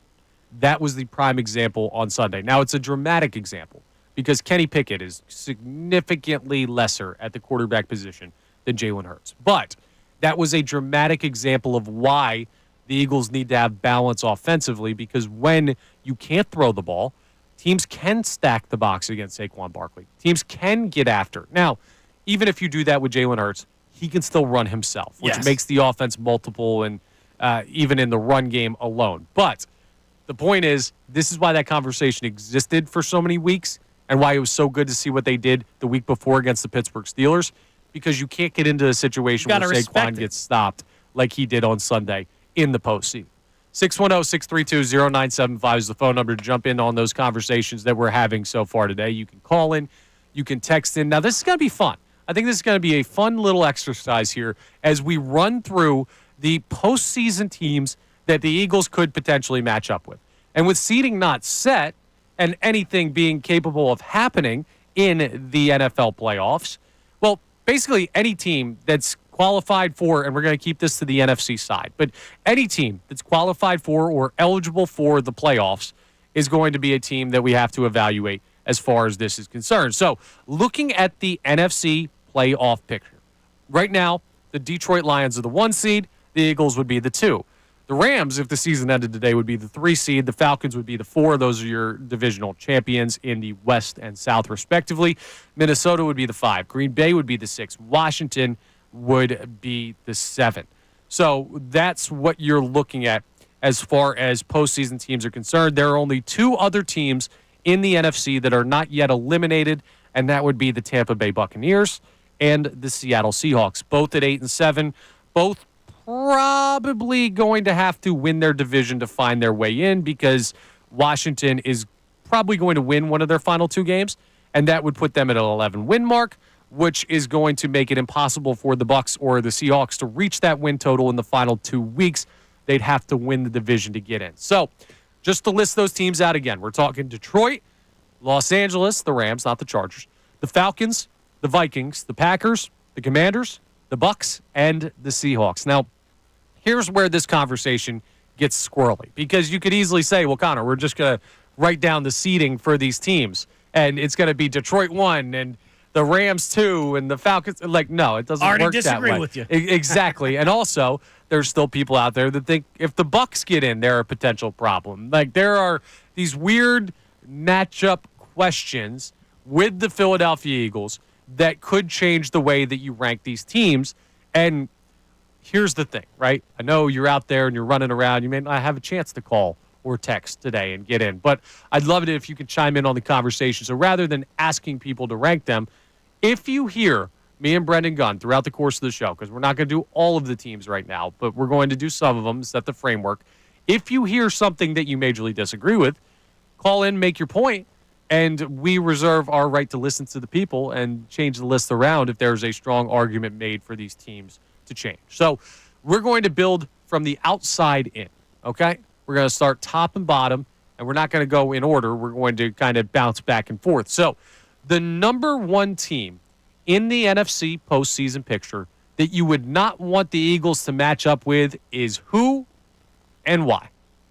Now, for me, I still have to go with the Detroit Lions. I have to. I know they have a bunch of injuries, but they were an NFC Championship appearing team last year. Frankly, if their coach doesn't do something moronic, they should have been. Multiple things moronic. Yes. They should have been in the Super Bowl last year. San Francisco had no right to come back in that game. They did. They were let back into it, and that was a major, major loss for the Detroit Lions. But all that aside, and all questions about Dan Campbell aside, that's a team that has been in the NFC Championship game before. That's a team that is probably going to end up the 1 seed. Now, Minnesota wins out. They're the 1 seed. Yes. They don't need any help. So you can make an argument that if you believe in Minnesota's ability to win out, well, then they might be a team that you're more afraid of. But for me, Detroit is number 1 on this list of teams that I would not want the Eagles to have to play. If you can get them eliminated before you have to play them, that would be best case. Are you in agreement? I'm in agreement with you, and you just said the Vikings can get the 1 seed if they win out. That's the worst case scenario for the Eagles, because then that means they would get the Lions in the divisional round, and most likely would be in the divisional round because they'd be the highest seed left out of the wild cards. Right. And then the other wild card's probably going to win. So I would not want to see the Lions at all. And when we do see them, I hope it's in the NFC Championship game and let the best team win, because I do still think it's the Lions. They lost David Montgomery, but I'm not so sure not having Jahmyr Gibbs on the field at all times isn't a more scary thing to deal with. David Montgomery, he's going downhill, and that helps the team beat guys down all game long. We've seen it with Saquon Barkley. But what Jahmyr Gibbs can do out of that backfield on any kind of down, that scares me a little bit more game plan-wise. I know he's not there anymore, Montgomery. The defense is what it is at this point. They're missing, we all heard it, 13, 16, however many they're missing at this point. I think it's up to 1 million. Yeah. The Detroit Lions are still the scariest team as far as the NFC goes in my mind. Now, if they're the 5 and they don't win the division and Minnesota's the 1 seed, they have to come to Philly for that game in the divisional round if they do. A little different, but... And I'd rather get Detroit early. Like, I'd rather not play them in the NFC Championship. Yeah, because if they make it to the NFC Championship game, you know what their thought is? We've won 2 playoff games already. If they're not the 1 seed, so they're feeling good. Or they've won 1 if they get the first round bye. They're like, hey, all you people who said these injuries are going to kill us, guess what? Haven't. We're 1 win away from going to New Orleans. I'd rather get them early so that they don't build that momentum in the postseason. But whatever the case, we both think that Detroit, number 1, as far as the team that you'd want the Philadelphia Eagles to face the least. Yes. Now, who is the team Of the 9 potential, 8 outside of the Eagles, potential postseason teams in the NFC that you would want the Eagles to face the most. Now, you could say Tampa Bay. I know a lot of people are scared of them. You could say Seattle. They're a team that's probably going to be on the outside looking in, but they're still in this conversation because they are not yet eliminated. I may have a crazy pick. I'm trying to decide. I'm weighing my options right now. But who do you think, Brennan, is the team that you would most want the Eagles to face? Now, as a fan, I want them to face the team we just lost to on Sunday because their fans were chirping. But that is not who I actually want to face because there's a guy on that team named Jaden Daniels that can single-handedly beat you. I'll say the Seattle Seahawks, dude. Like, Geno Smith is not coming to Philly and winning a football game. That team is not the borderline playoff team. Like, the Seattle Seahawks aren't that great at all. They would be light work. And I think a couple of these teams towards the bottom, they're not really sniffing a fully healthy Eagles team at the link. But the team that's going to scare me the least, the Seattle Seahawks. Yeah, I'm totally in agreement with you. Seattle is probably the team you should put there at the bottom. But the team that I was debating between is the team that you just played. I have a legitimate argument that I could make that the Washington Commanders should be the team that you want. And there are some things about that team that don't seem to translate perfectly to playoff football. And I'm talking specifically in a matchup with the Philadelphia Eagles. So what we're going to do, we did the top team, we did the bottom team. Now, there's 8 teams we're choosing between. So number 7, the second team you would want to face the most, right? So as my microphone falls over. Man, this thing's got to be more sturdy. So Seattle's the team you want to face the most. Who's the team that you would say, this is the next easiest matchup for the Philadelphia Eagles? I'm going Washington, and I'm going Washington without a second thought. No way, Absolutely. dude. No way. Give me a good reason why not. Jaden Daniels, dude, you saw what he can do. He can single-handedly beat you. You saw what he could do what? In a regular season game? Yes, against the best defense in football. On his home turf. Yeah, that's a big difference. Home turf, we had so many Eagles fans there. Okay, it's not the link, dude. It's not the link, but it's outside, similar elements, not as loud, cool. And that's going to be a lot for a rookie quarterback coming into the link. First playoff game ever against a Vic Fangio defense. But what he can do with his feet, any mobile quarterback scares the hell out of me because they can single-handedly go out there, or you have to commit a spy to them, and that's going to screw up the defense. Like, you can't have that happen. How many playoff games has Jaden Daniels won? 0. Okay. So you've got a situation where you have a rookie quarterback rolling in. Yes, and they have great weapons on that team, dude. Like Terry McLaurin. The postseason is totally different. The postseason is completely a divisional different opponent. I know. So you have the motivation that you want to stomp that team because they just beat you in a game that you didn't think they should have beaten you in. And they want to stomp you, too. Okay, so that doesn't play with the Cowboys, but all of a sudden it plays with the freaking Washington Commanders? I want that opponent. I want them to come to the link. I want them as a fan. I want them gone. But I don't want to see the Eagles test their luck. There is no world where the Washington Commanders would come in here in the first round of the NFL playoffs and beat the Philadelphia Eagles. I've seen crazier things happen. Okay, well, you won't see that. There's no world. You're telling me I can face the Tampa Bay Buccaneers or the Washington Commanders right now in the first round, and you're taking the Commanders with a quarterback like that over Baker Mayfield? Don't even give me Baker. What the hell are you talking about? He's not coming to the link and winning. He's not coming to the link and winning. He just looked like garbage the other night. Dude, last year he beat this team in the postseason. Anybody could have beat the team last year, dude. Okay. Anybody. And guess My what? high school team could have beat that Eagles team. He played the Detroit Lions tight in the postseason last year. He beat the Detroit Lions earlier this year. He beat this team That team is not healthy. They're not that great. They're not healthy. They're healthier than Detroit. And that's the number one team we're worried about. Talented. Baker Mayfield is significantly more dangerous in the postseason than Jaden Daniels. No, he's not. I mean, we can't say that. We absolutely can say that because he's been there before. Do you understand the difference between regular season and postseason and how much more difficult it is to play in that environment? Yeah, I understand that, dude. But Jaden Daniels scares me way more than a Baker Mayfield. He just simply does. Jaden Daniels is having a much better season than Baker Mayfield. Because he's got a healthier team, but he's a rookie. Like, he's a rookie.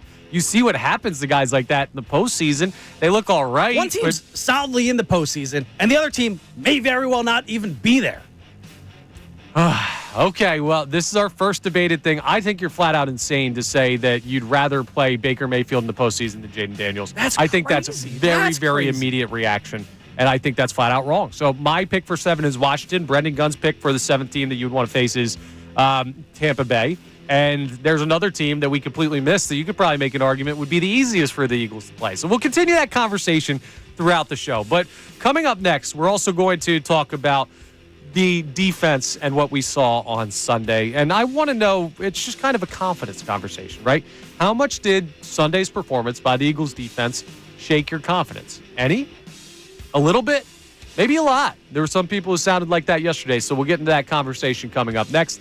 I'm Connor Thomas. That is the completely misled on playoff football Brendan Gunn to my left, Haley on the board, and we're back after this here on 97.5 The Fanatic.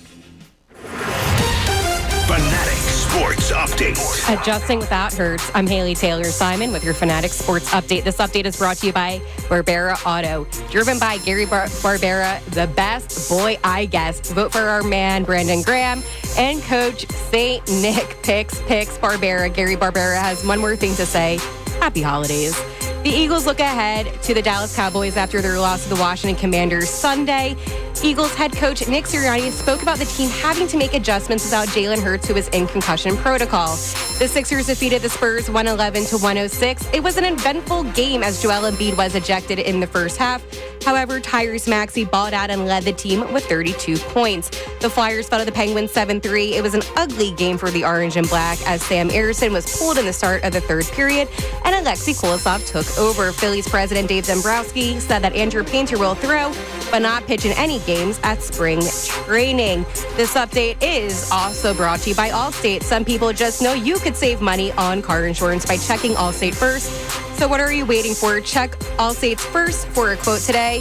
You're in good hands with Allstate. I'm Haley Taylor Simon on home of the 76ers and Flyers, 97.5 The Fanatic and 97.5thefanatic.com.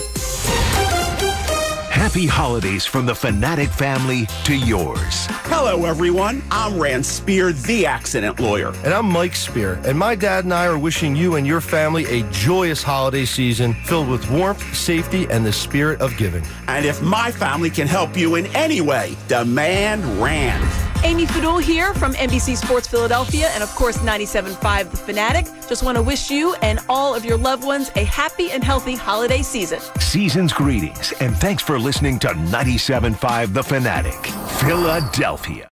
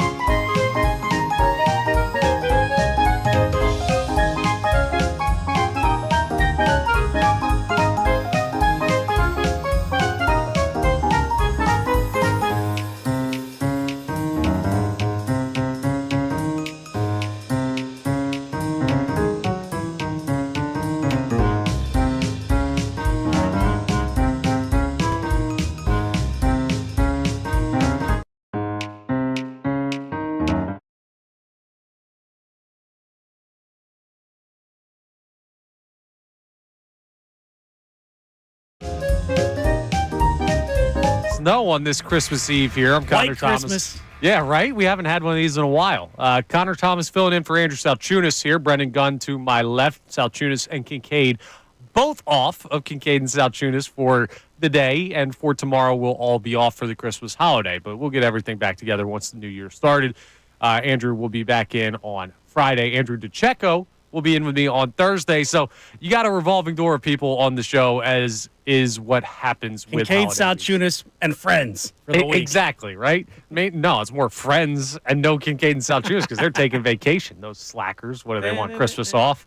But, yeah, it's snowing a little bit out there. Everyone be careful as you're getting around doing your last-minute Christmas preparations. We've got you covered with some great Eagles talk, and we just got into a hot debate last segment. I knew this was going to be a conversation. And I do want to clear it up a little bit. Okay, well, we'll get to that in a second. Let me just remind the people what we were getting into, which was a ranking of the teams that you want to face in the postseason in the NFC playoff picture if you're the Philadelphia Eagles, or rather if you're the Philadelphia Eagles fans. Like, we're doing this from our perspective. The Eagles would probably tell you we don't care who we play, we think our team's the best, which might be the right mentality, but we're going to create a hierarchy of teams as far as who you most want to face and who you least want to face. And so far, we're in agreement that Detroit is the team that we would want to face the least. Seattle is the team that we would want to face the most, and Seattle is the team that is probably the least likely to make the postseason. Yes. I don't know if they actually have the least odds. It could be Tampa Bay. Seattle and Tampa Bay are both on the outside looking in currently. And then we got into a debate about the next most team that you'd want to play, which for me is Washington. Yeah. And me, it was Tampa. The reason why I want to see the Eagles play Washington is because Jaden Daniels is a rookie quarterback, and that is a divisional opponent who you're familiar with, and there is that motivation there that says, hey, we're not going to let them do that and come into this stadium and beat us. Like, they can't beat us on our home field. They played us here on a short week, and we put 20 on them in the fourth quarter. Like, we played a bad game. Yes, but it was a close game before that. Okay, but it was a short week, and the Eagles didn't really have stuff rolling at that point the way that they have in other games since. I just look at it and I say there is no way that team, the quality of that team, that they're coming into Lincoln Financial Field in a postseason game and they're winning. And I'm there with you because I know there was some confusion out there thinking I'm scared of Washington. I'm not scared of Washington. You sounded scared. Maybe I did a little bit. But the Eagles are beating Washington. I'm not saying that. They'll just have an easier time beating Tampa. Dude, there are people who are legitimately afraid that Todd Bowles has this secret formula to make Jalen Hurts not good. That's being scared of the bogeyman. How can you say he doesn't? They beat them last year in the regular season with full health. The last two times you've played this team, no A.J. Brown twice. You know what his record is when A.J. Brown's not on the field? Not that great. Lane Johnson missed that game, too, I believe, with a concussion. I want to say he missed the game this week or this year. I think he played in last year's postseason. Last year's postseason game he did, but this year's regular season game, and their record without Lane Johnson, it's abysmal. Right. Like, listen, they don't have the formula. I'm throwing out what happened this year. It's not the Krabby Patty secret formula that Todd Bowles has, dude. Like, the Eagles can beat that team. I'm with you. They have more success recently than the Washington Commanders have had. You have to look at what organizations win. The NFL is not a league where you see, it's not baseball, where whoever gets in is like the last seed goes on a run, it seems, every year. That's not how this sport works. No, the great teams are great teams. The good teams are good teams. And the playoff teams that have had playoff success continue to have playoff success more often than you see a team with a rookie quarterback that wasn't expected to be here go on this magic run. And guess where the Eagles would be on everybody's list? In the whole NFC. What if they're doing this? Where are they going to be? Any other team beside, I don't know, one or two. Exactly. They'd be one of the teams you'd want to face the least. So I get that. I'm not saying you're going to lose to the Tampa Bay Buccaneers, but I'm saying there's a better chance that Baker Mayfield, who's played how many NFL seasons and played multiple postseason games and won postseason games before, that he comes into Lincoln Financial Field. Does Jaden Daniels not have that it factor? No. No, you can't say that yet. Yes, you can. Dude, where is C.J. Stroud right now? Having a sophomore slump. Okay. Well, guess what? It's not Jaden Daniels' sophomore season Okay, yet. slow down real quick. What do you think Jaden Daniels Guess is? what C.J. Stroud did in the postseason last year? No. I don't care. What do you think Jaden Daniels is? Like, where do you think this guy is as far as a quarterback? Is he a top 10 guy in the NFL right now? Very potentially, yes. No, he's not. He's not there yet, especially not. He's better than Baker Mayfield, dude. He's not. Yes, he is. You can't. He's played 15 games, Brendan. He's better than Baker Mayfield. Anybody's taking Jaden Daniels over Baker Mayfield. If you go long term, but this year, Baker Mayfield has a team that's been who's more likely to single-handedly win you a game?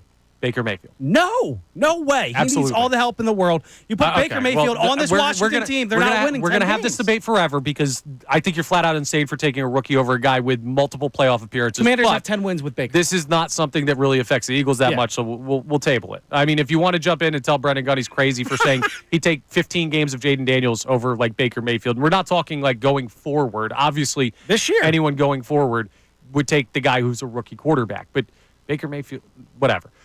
You can chime in on that 610-632-0975. But we're going to continue to try and break that down. Obviously, we've hit a bit of a skid there at the 7th spot in our rankings of 8 teams.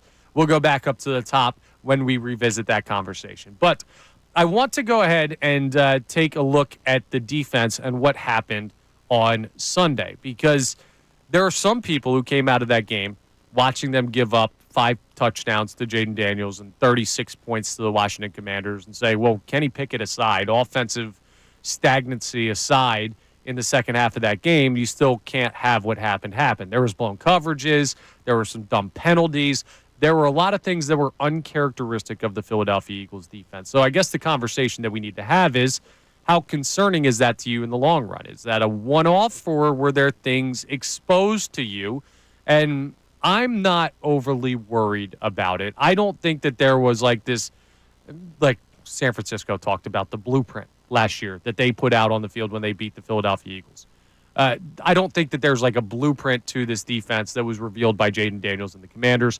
I think it was just kind of one of those weird one-off games that every team in football so much has. Miscommunication in the secondary, dude. Yeah. Obviously, the play with 12 guys on the field, CJ getting lost in the end zone, Quinyon Mitchell getting beat like that. Simply doesn't happen. Right. There's a lot of rare things that we have not seen at all this year that we saw on Sunday. And if I've seen something 10 times and something one time, I'm going to say that it's much more likely the thing that I've seen 10 times is the one that is probable to happen again. So do you have any concerns about what you saw Washington do against the Philadelphia Eagles defense? 610-632-0975. You can call in. You can text in. Let's go to Terrell in Philly. Terrell, you're live here on 97.5 The Fanatic. How's everybody doing today? Doing good, man. How about yourself? I'm all right. All right, what do you got?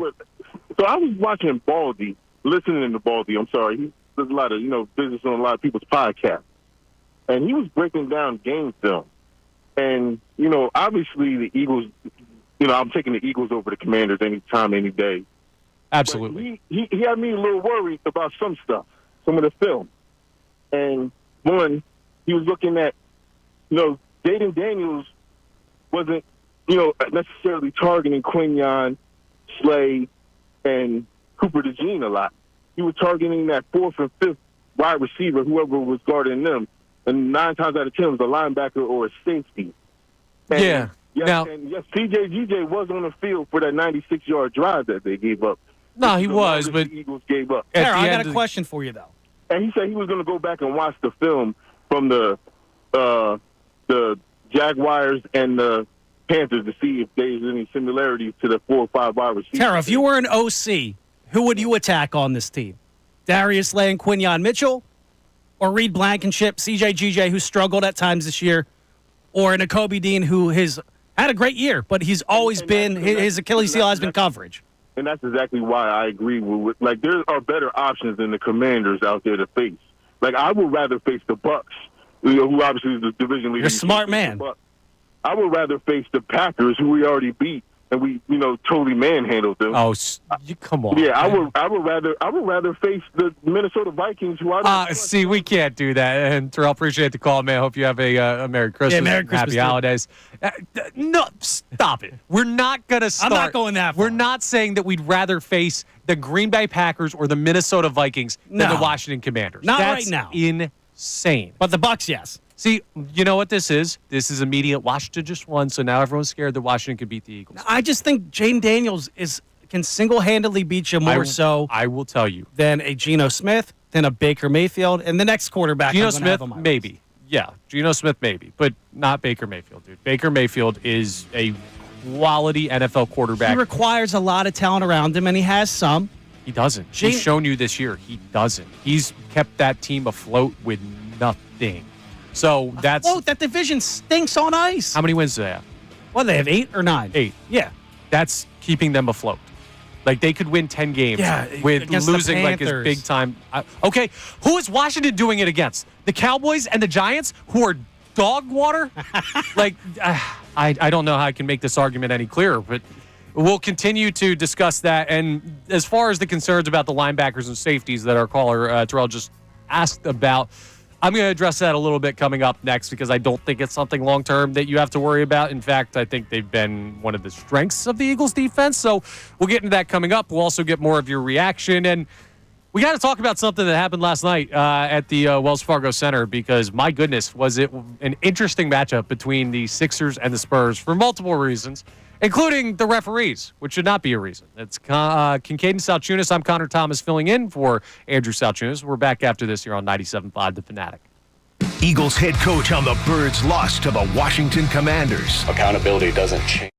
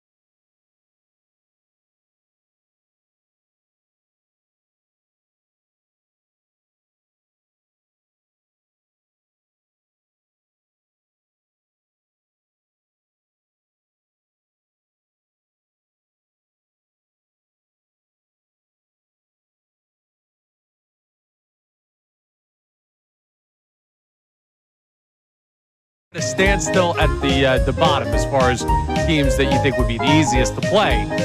We'll go back up to the top. The number one team that we don't want the Eagles to play is Detroit. So that's what we consider to be the best team in the NFC. And we're all pretty much in agreement on that. So we'll go back to what we agree on. But real quick, before I know we have the text line heating up a little bit as people wake up on this Christmas Eve morning. You can chime in 610-632-0975 on any of our topics so far today. I do want to take the time to talk about what we saw last night at the Wells Fargo Center. Because the Sixers took down the Spurs in, I'll just tell you, right? It's kind of wild how similar, I guess it was, to the Eagles-Commanders game in that anything that could happen did happen in that game. This is the most fun I had all season watching the Sixers. I'm not going to lie to you. Dude, there were ejections. There were issues with the referee. There were great performances. There were bad performances. There were wild moments. I've never seen this before. And yes, I'm talking about the Sixers, not about what happened with the Eagles, where you had Chauncey Gardner-Johnson ejected, and you had 5 turnovers, but also 5 touchdowns allowed, and then Kenny Pickett came in, and the backup looked good. So they got to win, though. They got to win. They did get a win, and it was in large thanks down the stretch to Tyrese Maxey, who ended the game with a steal, breakaway, left-handed poster, and one. Then, the very next possession, gets the rebound defensively, comes down, ISOs, and hits a dagger three from like 800 feet away. He's insane. He had a great performance. And he is kind of going up the ladder, and who do I want the ball in the hands in the last moment? He may be the top of it on this team right now. Sure, I'm probably still going to Paul George and Joel Embiid over Tyrese Maxey. This goes back to the whole, have they been in that moment before? And those guys have had a lot of experience taking final shots for teams, but not the debate we're having, because clearly you see something and immediately that is what exists in the moment, and there's no debating what's come before. But the reason Tyrese Maxey had to be the guy that closed down the game, and he's done it with Joel Embiid before, was because Joel Embiid was ejected from the game in the second quarter. Yeah, yet another game where the big three starts and doesn't finish. Just luckily this time they're all even relatively healthy. It was not injuries. Now, part of what happens with the situation. So there was a referee, Jenna Schroeder, in the game, who was a big part of the conversation surrounding the game. Andre Drummond had gotten an early technical in the contest trying to defend Victor Wembanyama. And then there was a play on an inbounds where Wembanyama was flashing to the ball, and he completely just fell over, flop. Yeah, baby draft legs. Very French of him, if I do say so myself. But Wembanyama goes down, and immediately Jenna Schroeder, the referee, tees up Andre Drummond, ejects him from the game. Jersey off and everything. Yeah, so Drummond's gone. They go, and they review. They had called a flopping penalty. Tyrese Maxey had shot the penalty shot, the penalty free throw, for the flop they called on Wembanyama. They wiped that off the board after review, and they wiped the ejection and brought Andre Drummond back out of the locker room into the game. Yeah. It was a blatantly awful call. It was terrible. That he would have even been considered for a foul. The first thing he did, too, was put his chin right on Wemby's chest, too. Yeah. I loved it. It was hilarious. Right. He was immediately ready to go. But that's what started everything, and the game was already being kind of called poorly at that point, and that was early. Then Drummond comes back into the game, and then Embiid gets teed up because he got caught arguing a Victor Wembanyama charge he charged Wembanyama, and I do think that was probably a foul on Embiid, but it was close enough. You could be like, hey, I thought he wasn't there. And he starts arguing with Jan Schroeder, who then tees him up, and then he goes ballistic. And dude. He's screaming he has to be held back by all the bench coaches and by players. Nearly fell. Yes, he's fighting through. It looked almost like the Isaiah Stewart, LeBron James thing, where Isaiah Stewart of the Pistons got elbowed in the corner of his in the temple and was bleeding. Yeah, chasing him down, trying to strangle LeBron James. That's Joel Embiid's reaction that he had. Now, I'll say this right up: too adamant of a reaction. We'll just say adamant. Too aggressive of a reaction against the referee in any circumstance. And the optics of it look much worse. Absolutely, considering that she is a small female referee. Yes. A lot of people were talking about that. Now, none of this conversation is about the gender of the official. No. If you have any questions about that, I just went on a complete rant about the NFL officiating in the Eagles-Commanders game. I just don't like officials. So it has nothing to do. As you should. But I am sitting here in this seat today. Yeah. So I'm going to have a Johnny take. Okay. Was Embiid trying to get off for Christmas? We know he doesn't like to play on Christmas. He was not trying to get off for Christmas. No, but it goes back to the conversation you guys had, last week? Was this just his, little breaking point? No. I think it was an awfully officiated game, and he was just like, yo, at this point, done with it. But how do you keep doing this? And then later in the game, they called Gershon Yabusele for a technical on a dunk where he hung on the rim, and he was up there he was a little gratuitous with it, but there are times where you wouldn't see that called. You do think it was just the game, though? It wasn't like I'm frustrated and I'm going to let it all out? I think that was just the game, and I think that was a referee who became part of the story when she shouldn't have been, and I thought it was one of the worst officiated basketball games I've seen in a long time. Awful. And this is just flat-out proof that professional sports have major problems with officiating. We actually have a story that I want to bring up just a little bit later in the show about MLB umpiring. That I heard on overnights that is going to be interesting. But that's a small aside. We're going to get it back to the Eagles coming up next. Just wanted to have a quick complimentary segment to Tyrese Maxey and an anti-NBA officiating as far as last night's game went for Sixers Spurs. But the Sixers, a nice victory. And hey, they play Boston tomorrow on Christmas. I wouldn't be smiling about that one. Crazier things have happened. We may bring that up later on in the show. But coming up next, it'll be the 8 o'clock hour, so we'll reset the show. We also have today's headlines with Haley Taylor Simon this time, so Haley has some stories for us as far as that's concerned, and we'll get back into all of our major topics about the Eagles, including another team ranked as far as who we want to face. I'm Connor Thomas, filling in for Andrew Salciunas. This is Kincade Salciunas, and we're back after this. You're on 97.5 The Fanatic. Fanatic Sports Update. Adjusting without hurts. I'm Haley Taylor Simon with your Fanatic Sports Update. It's football season in Philly, so you got to have some grub. Popeyes has the John for any fan of the birds. We're talking wings, baby, so fly to Popeyes, fly, and fill up on wings in 7 delicious flavors. The Eagles look ahead to the Dallas Cowboys after their loss to the Washington Commanders this Sunday. Yesterday, Eagles head coach Nick Sirianni spoke about having to make adjustments without Jalen Hurts, who is in concussion protocol. Take a listen. Every position that you are without a guy that's normally playing, there's an adjustment to be made, and quarterback's no different. So there'll be an adjustment that we to go through. The Sixers defeated the Spurs 111-106. It was an eventful game after Joel Embiid was ejected in the first half. However, Tyrese Maxey balled out and led the team with 32 points. The Flyers did fall to the Penguins 7-3, and Sam Ersson did get pulled, and Alexei Kulisov took over in net. I'm Haley Taylor Simon on home of the 76ers and Flyers in 97.5 The Fanatic and 97.5thefanatic.com. Can you feel it? The Eagles are back.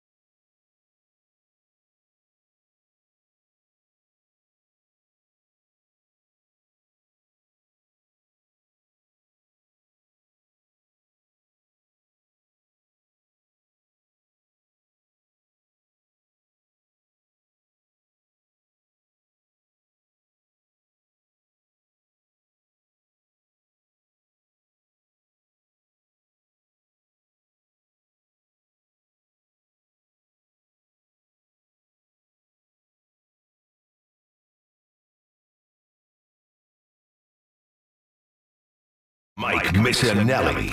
This is Philadelphia Sports Talk with Kincade and Salciunas. 97.5 The Fanatic and 97.5thefanatic.com.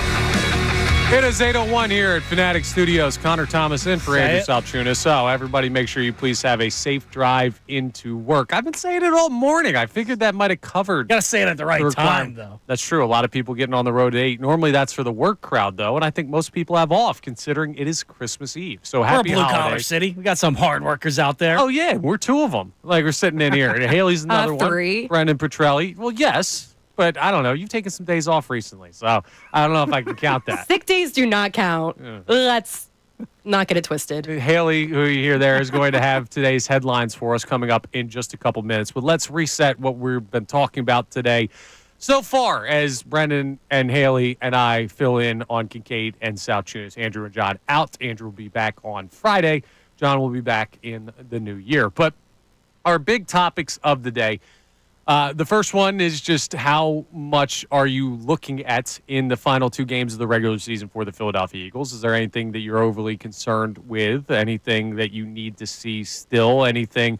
And Brendan Gunn brought up health. I think health can be on everybody's list. But as far as in reaction to the Washington game, is there anything now that you're looking at going forward? And yesterday was the day to say don't overreact.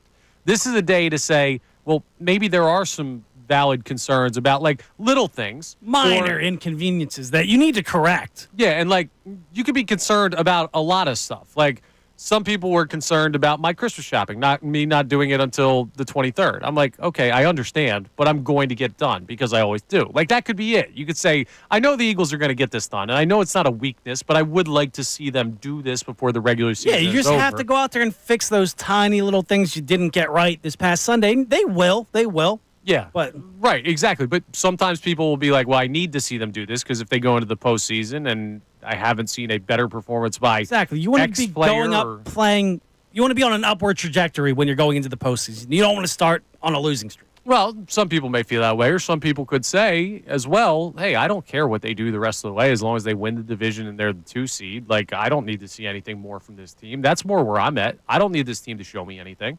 Not show me anything, but you can't play. You can't let up 5 touchdowns. You could beat the Cowboys by 1 point and give up 10 touchdowns, and like come on, now that's dramatic. But my point is, I know what this team is. I know what the ceiling of this football team is. But you talk about that rookie wall, and if the secondary goes out and struggles again, and that defense struggles again, that comes into play a little bit. Yeah, which was my pick. When I want to see from the young players on the defensive side of the ball, I want to see continued success by them because I do worry about that long term if you get into a situation in the postseason where they're not quite performing to the level that they were earlier in the season. Talking about guys like Jalen Carter, Quinyon Mitchell, Cooper DeJean, Nakobe Dean, who is not – he's in his 3rd year, I believe, or 4th year. Third year, yeah. He's had injuries, so this will be his first full season if he does play it through.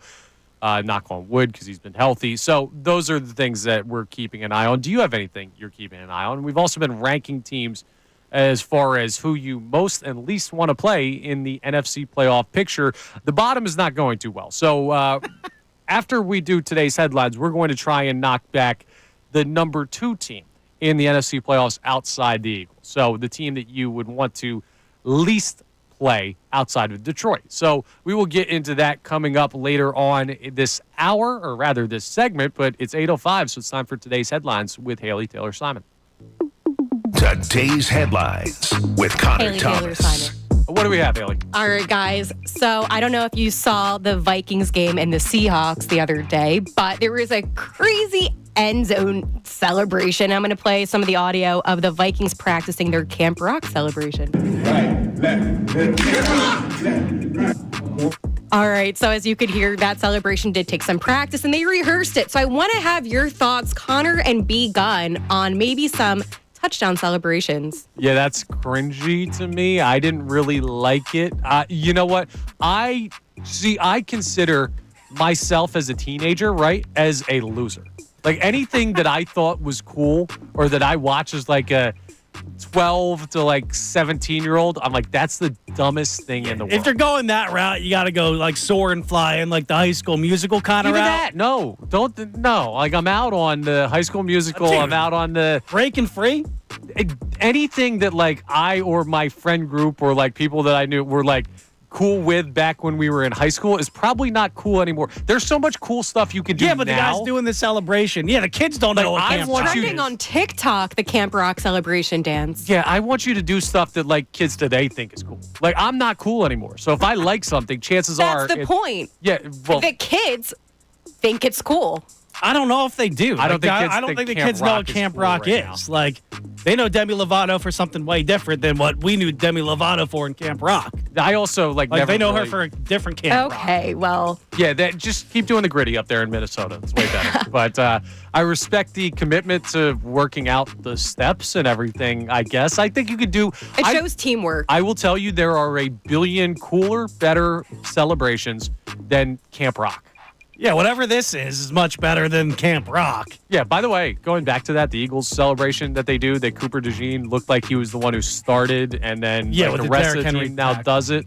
No, I mean, he even did it. He was doing it before that for stuff. That was the big notable one. Previously, John had said he's like milking a cow is what he said it was. I don't know where his brain's going with that. That's 100% not what he's doing. I don't know what it is, but it's not milking a cow. That's been said on the show before, and I just want to say, definitely not what they're doing. Definitely not milking a cow. Okay, what else do we have, Haley? All right, so moving on. In the spirit of Christmas Eve, I want to be Haley Claus. If I could grant one wish for a Philadelphia sports team, what would it be? So I want you guys to answer that for me. It could be the Flyers, Sixers, Eagles, Phillies. If you could have one thing come true. Eagles Super Bowl. Okay. Yeah, I mean, that's my go-to answer as well. But I think you got to take championships out of the equation. Yeah, I wouldn't do that. I'll go alternative route here. I'll say healthy Embiid. I mean, you get a healthy Embiid throughout the postseason. I would just want to see what would happen one time. I know for a fact that in the past, like on a weekend show, I've had this conversation, or I produced a show where this conversation has happened. And at least 3 or 4 years ago, I said health for Embiid. Just to see it one time. I'm done giving the guy the same present over and over and over again. Don't make him come in here and give you the ref treatment. No, it's not that. It's not that I am mad at Joel Embiid for that. He's just so unlucky. I'm not going to waste the gift on something. What would I go with? I'm going to say I'm going to gift a trade of Alec Boehm to the Philadelphia Phillies. Because if Alec Boehm comes back on this team after all this talk, I think it is a very awkward situation for that player, and I do not think this fan base is going to take very kindly to it. He gets off to a rough start, dude. It's going to be booing. I don't think he even has to get off to a rough start. It doesn't matter how he plays. People have already said they want him gone, and this fan base has already acted like he's going to be. So, but you got to be reasonable. Like, if you're not getting anything back, Alec Boehm in your lineup is better than nothing. Do you hear what you just said? What? You're saying I'm not being reasonable? No, I'm not saying you have to be reasonable. The fans have to be reasonable? Come on, dude. You can't just assume that fans are going to be reasonable like the whole fan base is going to be. And Alec Boehm is a guy that the reason you don't want him here is attitude stuff, apparently. Yeah, the attitude stuff is annoying. And he's the guy that's going to get you the most back in return if you move we don't something. like your attitude when you're failing. Come on back. The whole fan base wanted you gone. Let's take and the team wanted a deeper look at it. Boehm's one of the guys that does something well that the rest of the Phillies lineup doesn't do. Well. You're preaching to the choir. I've said, my initial thought on this Alec Boehm thing was, I don't understand why you'd move him. But at this point, it's too far gone. Yeah. And the worst thing I think that can happen is he's just back here. But Castellanos was dealing with the same thing last year. Castellanos is a different guy. He is much different. He doesn't give a damn what anybody says. Now Boehm is a little fragile. It seems to be that way. So I think it would be best for both parties to move on, and they're having trouble with it, so that would be the gift I give there. All right, Haley, we got anything else? Yep, so I'm going to do a replay of the question that you asked Connor Thomas at the beginning of the show. Is there anything left that you're looking for over the final 2 games of the Eagles' regular season?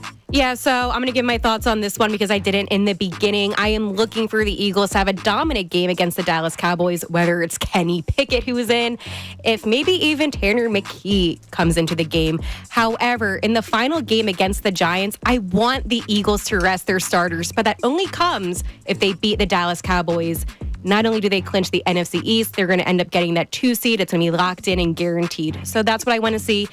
Have a nice, easy game against the Giants, ball out, and show your dominance against the Cowboys. Okay, now, one thing I'll say, Tanner McKee's not playing Sunday.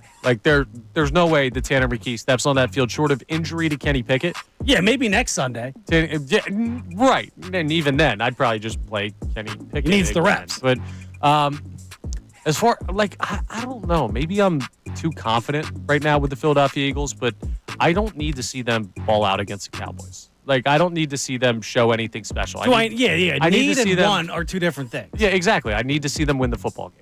Like, if they play a tight game against the Dallas Cowboys with Kenny Pickett, it's not going to change. I would my still feeling say on I this don't need football to team. see the defense be dominant per se, but I can't see them giving up 3 touchdowns to the Dallas Cowboys, which offense stinks. Obviously, how things happen matter. Yeah. Like, if they go up, I overstated it earlier where I said they could give up 10 touchdowns to the Cowboys as long as they win by 1 and they clinch the NFC East, I'll be happy. Like, no, I want to see the defense bounce back.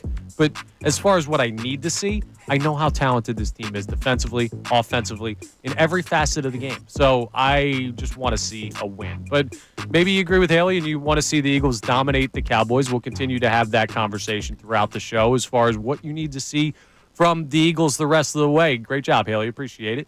610-632-0975 is the way you jump into the program. You could call, you can text in, and let's go ahead and do this because I know. All right, we're gonna get back into the argument chamber in here. Detroit is the team that you and I agree, Brendan. We want the Philadelphia Eagles to face the least in the potential NFC playoff picture, and you probably are going to have to face them at some point. Who is number 2? Who is the second least team that you would want the Philadelphia Eagles to face? Team that played last night and a team that put up or allowed as many points against us as they did the Saints, the Green Bay Packers. I mean, you got Jordan Love. He's prone to turn the ball over, but he scares me just a tiny little bit. We saw them put up 30 points against us earlier in the season. Week 1, mind you, defense was a lot different, but they have a dominant running back, Josh Jacobs, and that plays well in the postseason. And that defense is hitting its stride a little tiny bit. They're top 10 in every category. Who scares you more, Jordan Love or Sam Darnold? I mean, it's Jordan Love, and it's not close. Now, who are you going? Sam Darnold's having a great year. A great year. Yeah, you know more than anybody. And frankly, I think there's this misnomer about Sam Darnold about what he is as a quarterback and, like, this being an anomaly. He was a big-time, like, quarterback prospect coming out of USC. He gets drafted by the Jets. They don't give him anything to work with. That's the Jets. Terrible organization. He goes to Carolina. And they're the Panthers. Another terrible organization. And then he ends up in Minnesota. And I don't think Minnesota is like the world's greatest football organization. Yeah. Oh, yeah, that's true. I forgot about that. But he ends up in Minnesota as a starter. And I don't think they're like this save quarterbacks organization, but they're better than the Panthers or the Jets. And he gets his opportunity because J.J. McCarthy goes down. I don't think Sam Darnold is bad, right? I don't think he's like this Daniel Jones. I'm trying to think of other guys that fit into that mold that are just terrible quarterbacks. You could say anybody. Mac Jones, anyone with the last name Jones who plays quarterback. Like, I think he's a quality QB. Is he coming to the link and winning? There's less of a chance of that than Jordan Love. Now, I'm just trying to think with the Packers if there's a team out there that scares me more than them because it's not Minnesota. No, I think the guy who usually sits in that chair would go another way. I do think the Rams are a tricky team. I think the Rams scare me a little bit because they have won a Super Bowl with this quarterback and this head coach, and that is a huge, huge notch in the belt that says they know how to do this. Sean McVay is dangerous. Matthew Stafford is dangerous. Puka Nacua is dangerous. Cooper Kupp is dangerous. But are they that team that's just over the hill? They're still hanging around a tiny little bit, like Tom Brady at the end of his Bucs run. Listen, what do you mean Tom Brady at the end? He won a Super Bowl one year and then retired the next year. It was a steep fall off, but he was dangerous the year before. So I don't want to play with fire with that. But maybe they can beat you one game, but they're not going on a run. Quality overall of a team as the Green Bay Packers are. So I would go with the Green Bay Packers with the contingency to say, the Rams kind of scare me a little bit. And they shouldn't, considering the season they've had. Like, in a vacuum, if you took the Rams logo and then players' nameplates off the back of those jerseys, I would look at that team and the numbers they put up and say, yeah, the Eagles are cooking that team. But when I know it's Matt Stafford and Cooper Kupp, Puka Sean Nacua. McVay, Jared Verse having a nice season for them defensively, by the way, too. Yeah, they're Brandon Fisk as well. Yeah, that's a team that I'm not interested in playing. But I think we can agree to throw Green Bay as the team that you'd second least like to face in the NFC. So Detroit is avoid at all costs. Green Bay is right behind them. And then we have to break down. So we have 1 and 2, and we have 8. We need to figure out the middle teams. So 3, 4, 5, and 6 still to go. 4 more teams and a debated 5th team down there because you won't give me Washington. I'm not giving you Washington, dude. Washington's pretty high on my list. Okay. Let's do this then. There's a team in Atlanta that we have not really brought up yet. Now, the Atlanta Falcons just went out and replaced Kirk Cousins with Michael Penix. And they won a game. Congrats. Behind their defense. Yeah, against a nobody team. Who'd they play? The Giants, right? Giants, yes. Yeah, like 2 defensive touchdowns. I don't think the Falcons are that good. Now, the case for the Falcons would be, hey, that team came into Lincoln Financial Field and beat you earlier this year. But I look at that and I say, pre-bye week, Saquon Barkley makes a catch in that game. Like, it's the same argument you can make in some ways about facing the Commanders again, where you just say, well, if Saquon Barkley catches that ball, or if Nick Sirianni decides, hey, run it here. Yes and no. That's a game that you should have won. I don't think Atlanta's too dangerous either. They're definitely near the bottom of this list. No, and I may switch Atlanta with the Bucks a little bit now that I think about it. Do we put Atlanta at 7? I think a team that you would, because they kind of fit both arguments. One, it's a rookie quarterback, but Michael Penix, he does not have... quarterback, no experience at all, regular season experience. I mean, Jaden Daniels at least has that. Yeah, exactly. And he was also drafted behind Jaden Daniels, so it's not like he has the pedigree quite that Jaden Daniels it was has. Considered a little bit of a reach, too, when the Falcons took him. And a weird move, considering they had Kirk Cousins with all his guaranteed money. So I don't think Atlanta's too dangerous of a team. I do think Seattle is the lesser team overall. Yes. So I'll keep Seattle 8, but I'm good with putting Atlanta at 7. Yeah, I'll agree on that. Okay, so the Atlanta Falcons we will put at 7.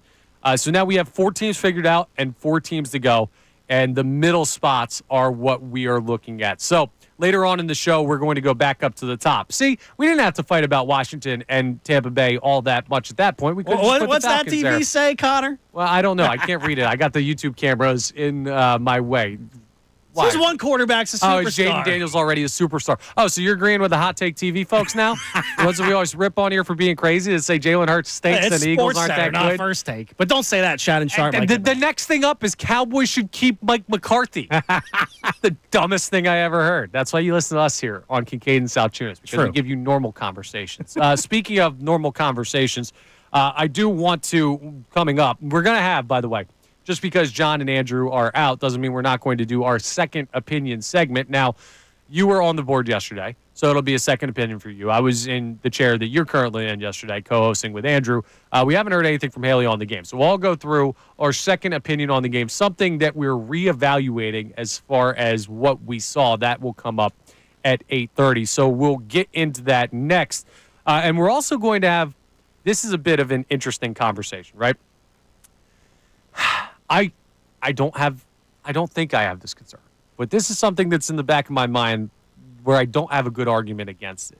Most of the problems that came out of Sunday's loss to the Commanders, I can explain away pretty simply, or I can explain away with consistent play from whatever unit we're worried about.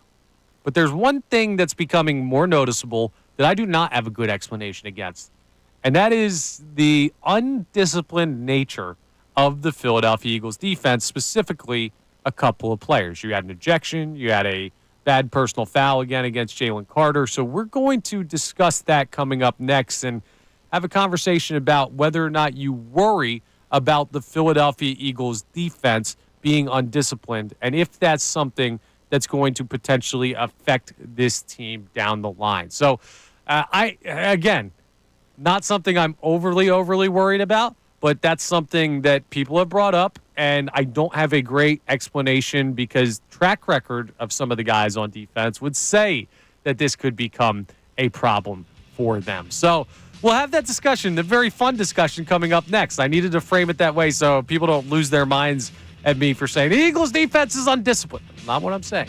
But if you have that question, I'm kind of there with you. That would be something that we'd like to see going forward, I think. I could speak for a lot of Eagles fans in saying that. It's Kincade and Salciunas. I'm Connor Thomas filling in for Andrew Salciunas, Brendan Gunn to my left, Haley Taylor Simon on the board, and we are back after this right here on 97.5 The Fanatic.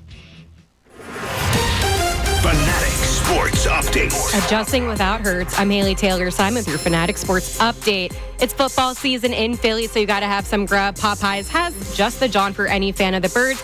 We're talking wings, baby, so fly to Popeyes, fly and fill up on wings in 7 delicious flavors. The Eagles look ahead to the Dallas Cowboys after their loss to the Washington Commanders on Sunday. Yesterday, Eagles head coach Nick Sirianni spoke about having to make adjustments without Jalen Hurts as he is in concussion protocol. The Sixers defeated the Spurs 111-106. Joel Embiid was ejected, but Tyrese Maxey led the team in points with 32. The Flyers fell to the Penguins 7-3. It was an ugly game for the Orange and Black as Sam Ersson was pulled in the third and Alexei Kulisov took over.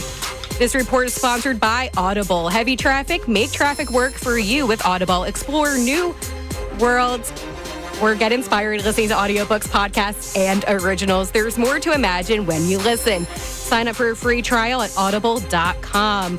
I'm Haley Taylor Simon on home of the 76ers and Flyers. 97.5 The Fanatic and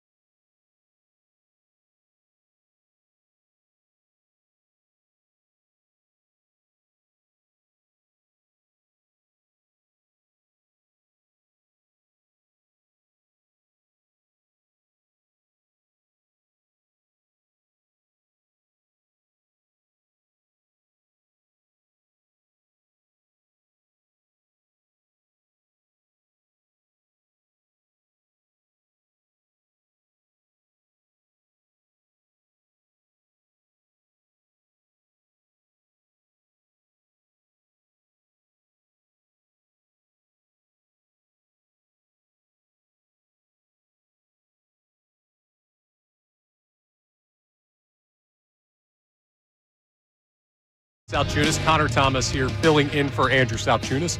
Brendan Gunn to my left, filling in for John Kincade. And we've been talking heavy Eagles today. We did give a little mention to the crazy Sixers game last night. That officiating, man, that was nuts. That was hilarious. I'm not lying to you, Connor. Like, that was the most enjoying of a game I watched last night. And it didn't really have much to do with the basketball. Like, it really didn't. But they got the win. I can't complain. But that was actually fun to watch for one of the few times this season for the Sixers. It was wildly similar to the Eagles game in that there was ejections and ref for official stuff. If only the refs on Sunday made the right call and brought CJ back in the game, because you can't get kicked out for saying mean things. Yeah, right. Well, you can get kicked out. Called him a cotton-headed ninny muggins. You can't do that, I guess. All right, buddy.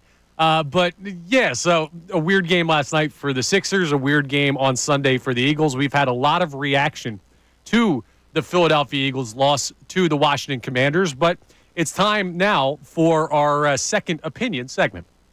You might not always agree with what you hear. Sometimes you need a second opinion. Brought to you by the consultants in medical oncology and hematology.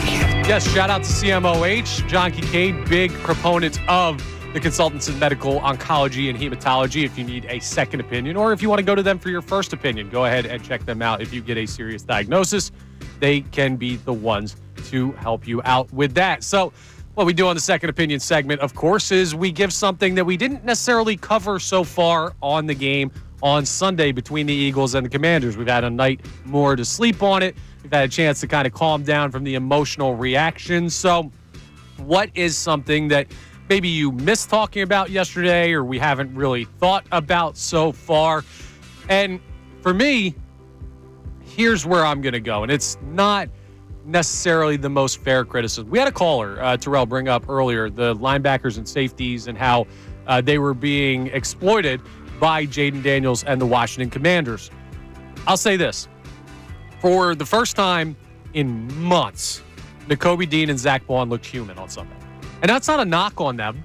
That's not like, oh, well, these guys stink now. The Eagles have a linebacker problem. That's not what I'm saying. But if we're going to give them all the credit in the world for the great games that they have, when they don't have their best game, we do have to talk about it in that way. They're not above criticism. They're not, like nobody is, but they're not Ray Lewis. They're not Brian Urlacher. They're not like these all-time great Lock Hall of Fame linebackers. And there are going to be games where Nakobe Dean and Zach Bond don't look like all-pro caliber players. The good thing is, more often than not, this year, those guys have been outstanding. And they have. But they had a bad game Sunday, and they're going to be two guys that have to bounce back this Sunday against the Dallas Cowboys. Now, there was a point in the game where Nakobe Dean went into the blue medical tent. I don't know exactly what the situation was with him, but he missed a couple snaps there. Came back in. Yes, could have been banged up, though, it looked like, and that's something that happens to a lot of players at this point in the year. Again, I'm not killing these guys. Zach Bond still should be an all-pro linebacker. Nakobe Dean, without a doubt, he should this year. Yeah, Nakobe Dean's having a breakout year in his own right. Those guys are still fine. I'm not worried about them long-term, but I think a big part of the issues with the defense in the second half was those guys just didn't have the world's best game, and that happens. The hope is that you don't run into that in the postseason. It's one game, too. It's one game. They need to be better, for sure. Absolutely, but that's mine. Brendan Gunn? Yeah, for me, there was a lot of uncharacteristic things that went down on Sunday. But a couple days removed, I just think the way they blitzed in that game was totally unlike them. They're the better team than the Washington Commanders. Obviously, they saw something on film that said Jaden Daniels can be attacked through the blitz. But they haven't done that all season. They blitzed him 37% of the dropbacks. They've only done it 15% of the times all season long. Jaden Daniels completed like 10 of 15 passes for like 170 yards against the blitz on Sunday.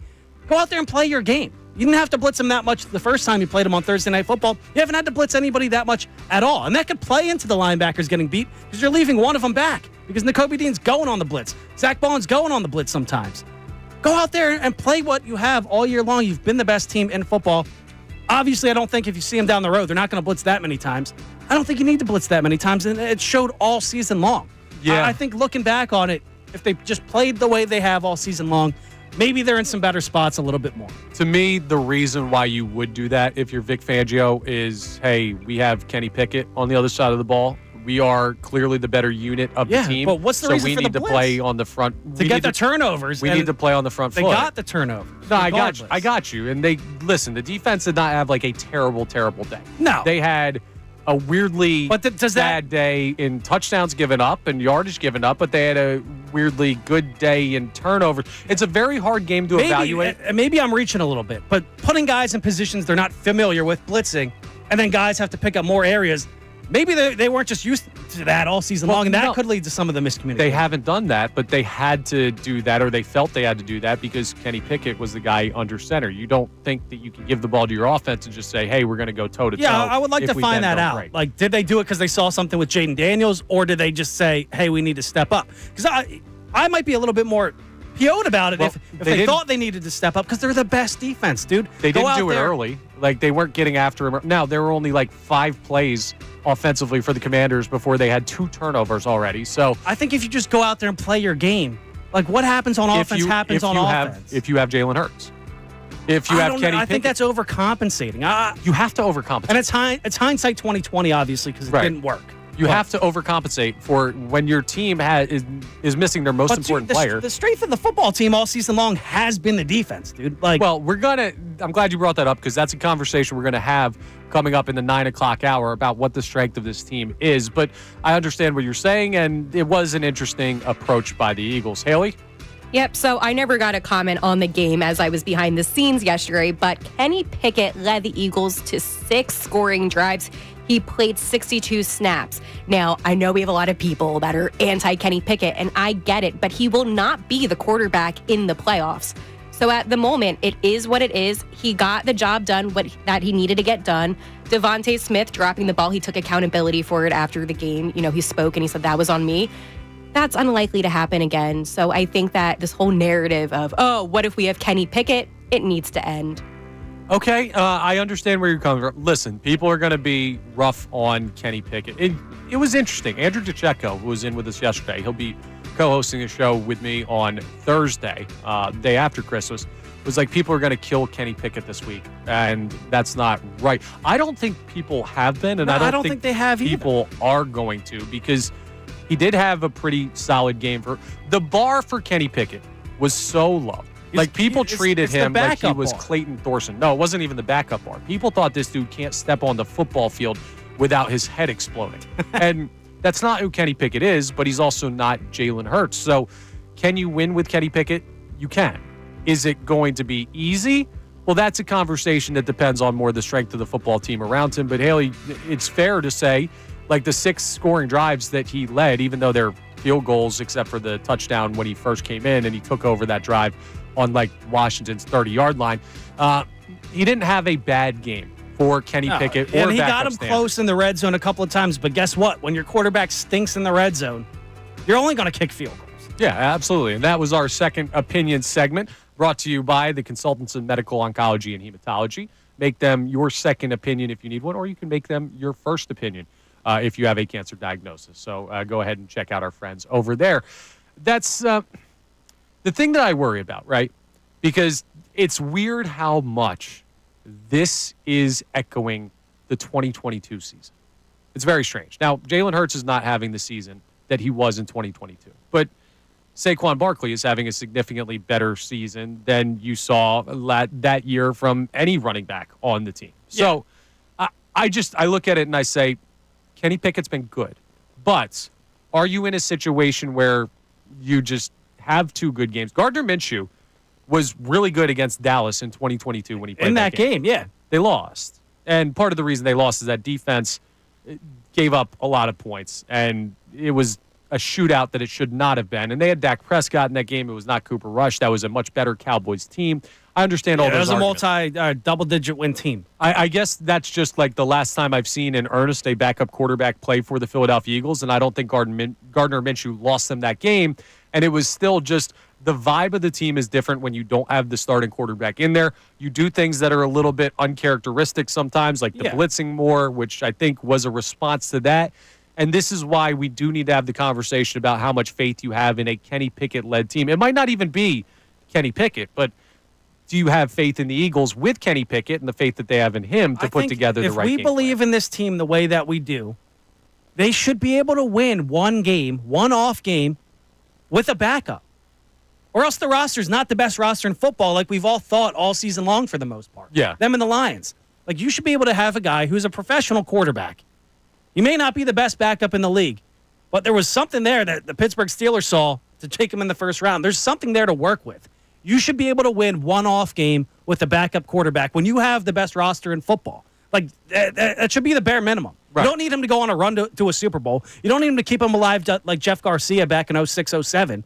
Just win one football game, and I think that's more than fair to ask. Yeah, it's fair to ask, but asking and getting, Christmas holiday tomorrow, we all know sometimes you put stuff on your list that doesn't show up. Santa's slacking a little bit. So we'll see if the Eagles are able to get that done. Now, this undisciplined conversation about the defense, it mainly centers around two guys. And this is a conversation because Jalen Carter took another personal foul. Now, it was a BS one where he lightly pushed a lineman and it was a sell job. But did he get that because of his reputation? Yes. And was Chauncey Gardner-Johnson ejected with 2 personal foul penalties on Sunday because of his reputation, yes, in part. Now, if you just don't lay hands on somebody or you don't say a word to somebody, like, it is avoidable even with reputation. So it's not just the reputation part of it. I'm still on the side where you can say whatever you want. Like, yeah, that's where I'm at. You're the only one on that side. I don't know why you have that take. There are certain things that will get you ejected from games if you say. It's not just say whatever you want to anybody any of the time, but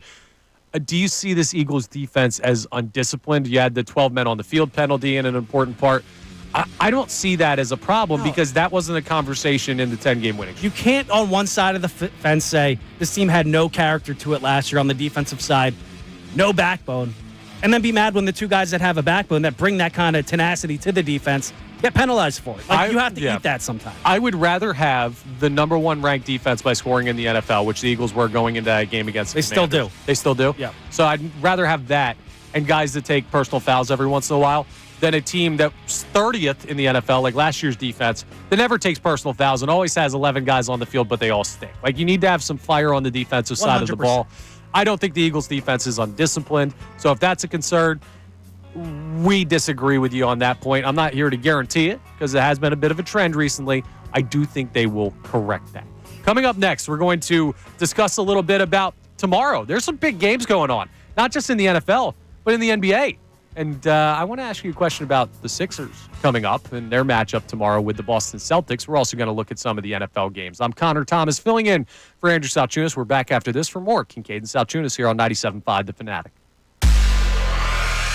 Now, a Birds Insider update on 97.5 The Fanatic and 97.5thefanatic.com. I'm Haley Taylor Simon here with your Birds Insider update. A tough week for the Philadelphia Eagles, who just lost their 3rd game of the season against the Commanders this past Sunday. Jalen Hurts is in concussion protocol, and Eagles backup quarterback Kenny Pickett did play majority of the game against the Commanders with 62 snaps. Pickett did get x-rays after the game on his ribs, but Nick Sirianni could not provide an update as he did speak to the media yesterday. The Eagles now take on the Cowboys at 1 p.m. That game was flexed. CJ Gardner-Johnson also took to Twitter to apologize for his part in getting injected in Sunday's game, stating, "I was passionate after our quarterback took an illegal hit. So many emotions were everywhere. I didn't want to do anything to hurt the team." Again, I'm Haley Taylor Simon here with your Birds Insider update on 97.5 The Fanatic and 97.5thefanatic.com. Happy holidays from the Fanatic family to yours. Hey, it's Ricky Bo from 97.5 The Fanatic, the best show ever. I want to wish all of you very happy holidays and a fantastic new year upcoming. Hey, everybody. Rich Ivanisi from 97.5 The Fanatic Sales Department. I'd like to wish all of our listeners a very happy holiday season and prosperous new year.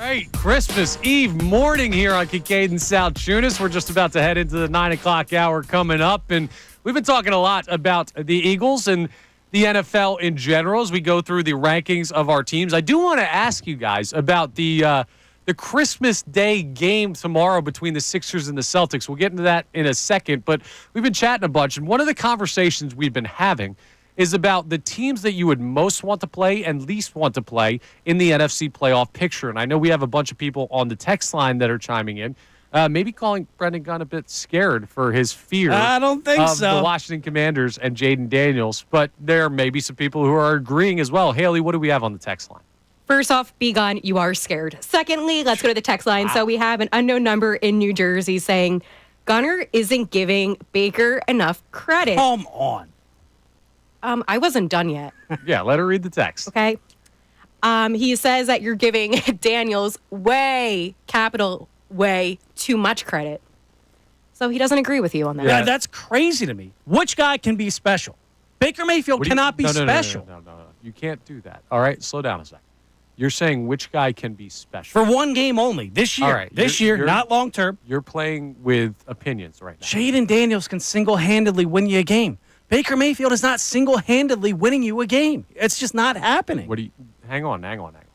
So, Jaden Daniels has had all year long. Eagles are beating both teams, mind you. Jaden Daniels has had all year long one of the best wide receivers in football. Terry McLaurin is putting together one of the great seasons in the NFL this year. He's not going anywhere. What do you mean he's not going anywhere? He's staying there, which means Jaden Daniels can still play to that level. No, I know, but you saying single-handedly win you a football game. Baker Mayfield went out and won games without Mike Evans and Chris Godwin. Like, Baker Mayfield is winning games with Bucky Irving as his main running back. Against the Little Sisters of the Poor, dude. Okay, who has Washington beaten? Do you want me to run through the games that Washington has won this year? Because they're not exactly beating the top of the top. The Washington Commanders do not have many quality wins this year. I think you're just so caught up in what they did against the Philadelphia Eagles on Sunday and what Jaden Daniels looks like, and you're also caught up in the narrative. So here's who the Commanders have beaten this season. They beat the New Orleans Saints by 1. Probably should have lost if there was a 2-point conversion against Jake Haener and Spencer Rattler. They beat that team by 1. They beat the Washington the Titans, the Tennessee Titans, with Will Levis down there. Is that still Will Levis? They might have replaced him. Rudolph. They lost to the Cowboys and Cooper Rush. They lost to the Steelers and Russell Wilson. They lost to the Eagles. Steelers are good. They beat the New York Giants. They beat the Chicago Bears. They beat the Carolina Panthers. They lost to the Ravens. They beat the Cleveland Browns. They beat the Arizona Cardinals. They beat the Cincinnati Bengals. They beat the New York Giants. They lost to the Buccaneers. As of right now, the Washington Commanders have one win all season against a playoff opponent, and it is against the Philadelphia Eagles this past week, where they needed Jalen Hurts, the starting quarterback of the opposing team, concussed within 11 plays of the game starting to win on a last-second touchdown. That team and Jaden Daniels are not as good as you're giving them credit for. They're not worse than the Tampa Bay Buccaneers. They're just simply not. They don't have remotely the track record. I'm playing in facts here. The Tampa Bay Buccaneers and Baker Mayfield have accomplished significantly more than Jaden Daniels and the Washington That has no Commanders. bearing this year. Like, I get What do you experience. mean that has no helps. bearing this year? We don't know what Jaden Daniels can do or can't do in the postseason. We don't know yet. I understand. And we do know what Baker Mayfield could do in the postseason because we've Can seen maybe it. sneak you a game. So you're playing this whole, like, what if? I'm telling you, we've already seen that team have the accomplishments that you're scared of Jaden Daniels doing. That's why I'm going to be more worried I think about the fear of the Buccaneers. Tampa Bay Bucks is so irrational. Like, this Tampa Bay Bucks team is not the team we lost to with Tom Brady in 2021.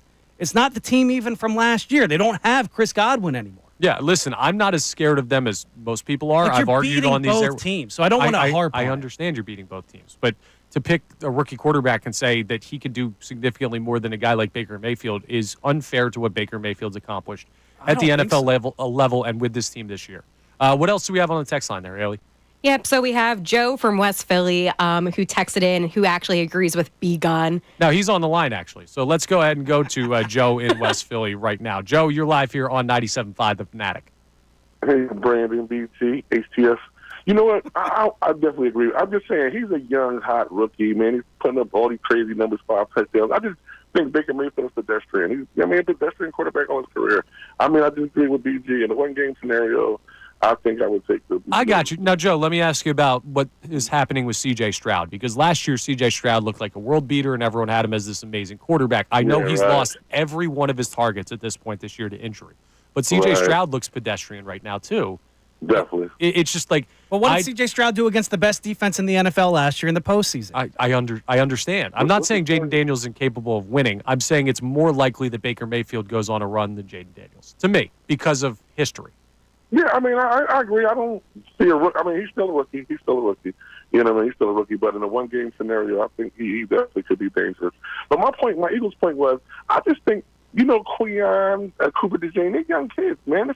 Washington was their only team they played the second time around. And I think Washington might have pulled up some new wrinkles that threw them off. They had to have so much confidence after their first game. And they've been cruising, and they went into Washington, Taylor veteran, some veterans on the Washington squad.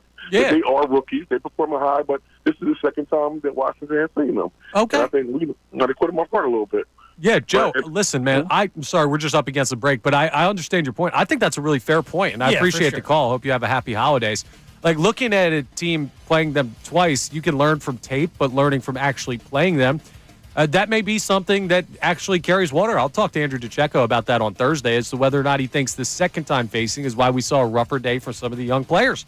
It's a great point by Joe in West Philly right there, and better than his point of agreeing with you. Now, we'll start the 9 o'clock hour because we didn't get a chance to ask the question about Santa's the watching. It's not good to Celtics. lie this late, this close. Yeah, Santa can watch. I'm right. He knows it. He Connor's knows all. right.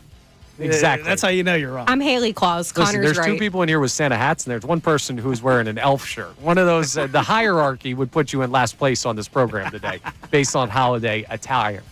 So we'll ask you, Sixers Celtics, any juice for tomorrow's game coming up? And we're also going to get into a conversation. We'll pick another team in the rankings of who you'd rather face in the NFC postseason picture. I do want to do something else that I think will be fun. We're going to take a look back at the teams the Eagles have played this year. We're going to reevaluate, and we're going to reassign, really, our ideas of how good the wins and losses have been. So I think it's good to have that perspective. We'll get into that coming up next. I'm Connor Thomas, filling in for Andrew Salciunas here on Kincade Salciunas. We're back after this. Fanatic Sports Update. Adjusting without hurts. I'm Haley Taylor Simon with your Fanatic Sports Update. This update's brought to you by Groundworks, your expert for basement waterproofing and foundation repair since 1997. Book your free inspection at groundworks.com. The Eagles look ahead to face the Dallas Cowboys after their loss to the Commanders this past Sunday. Yesterday, Eagles head coach Nick Sirianni spoke about having to make adjustments without Jalen Hurts, who is in concussion protocol.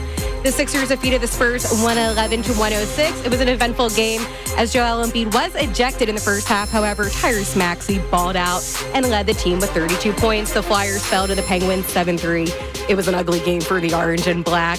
Sam Ersson was pulled at the start of the third period, and rookie goaltender Alexei Kulesov did take over. Phillies president Dave Dombrowski said that Andrew Painter will throw but not pitch at any of the spring training games. I'm Haley Taylor Simon on home of the 76ers and Flyers, 97.5 The Fanatic and 97.5thefanatic.com.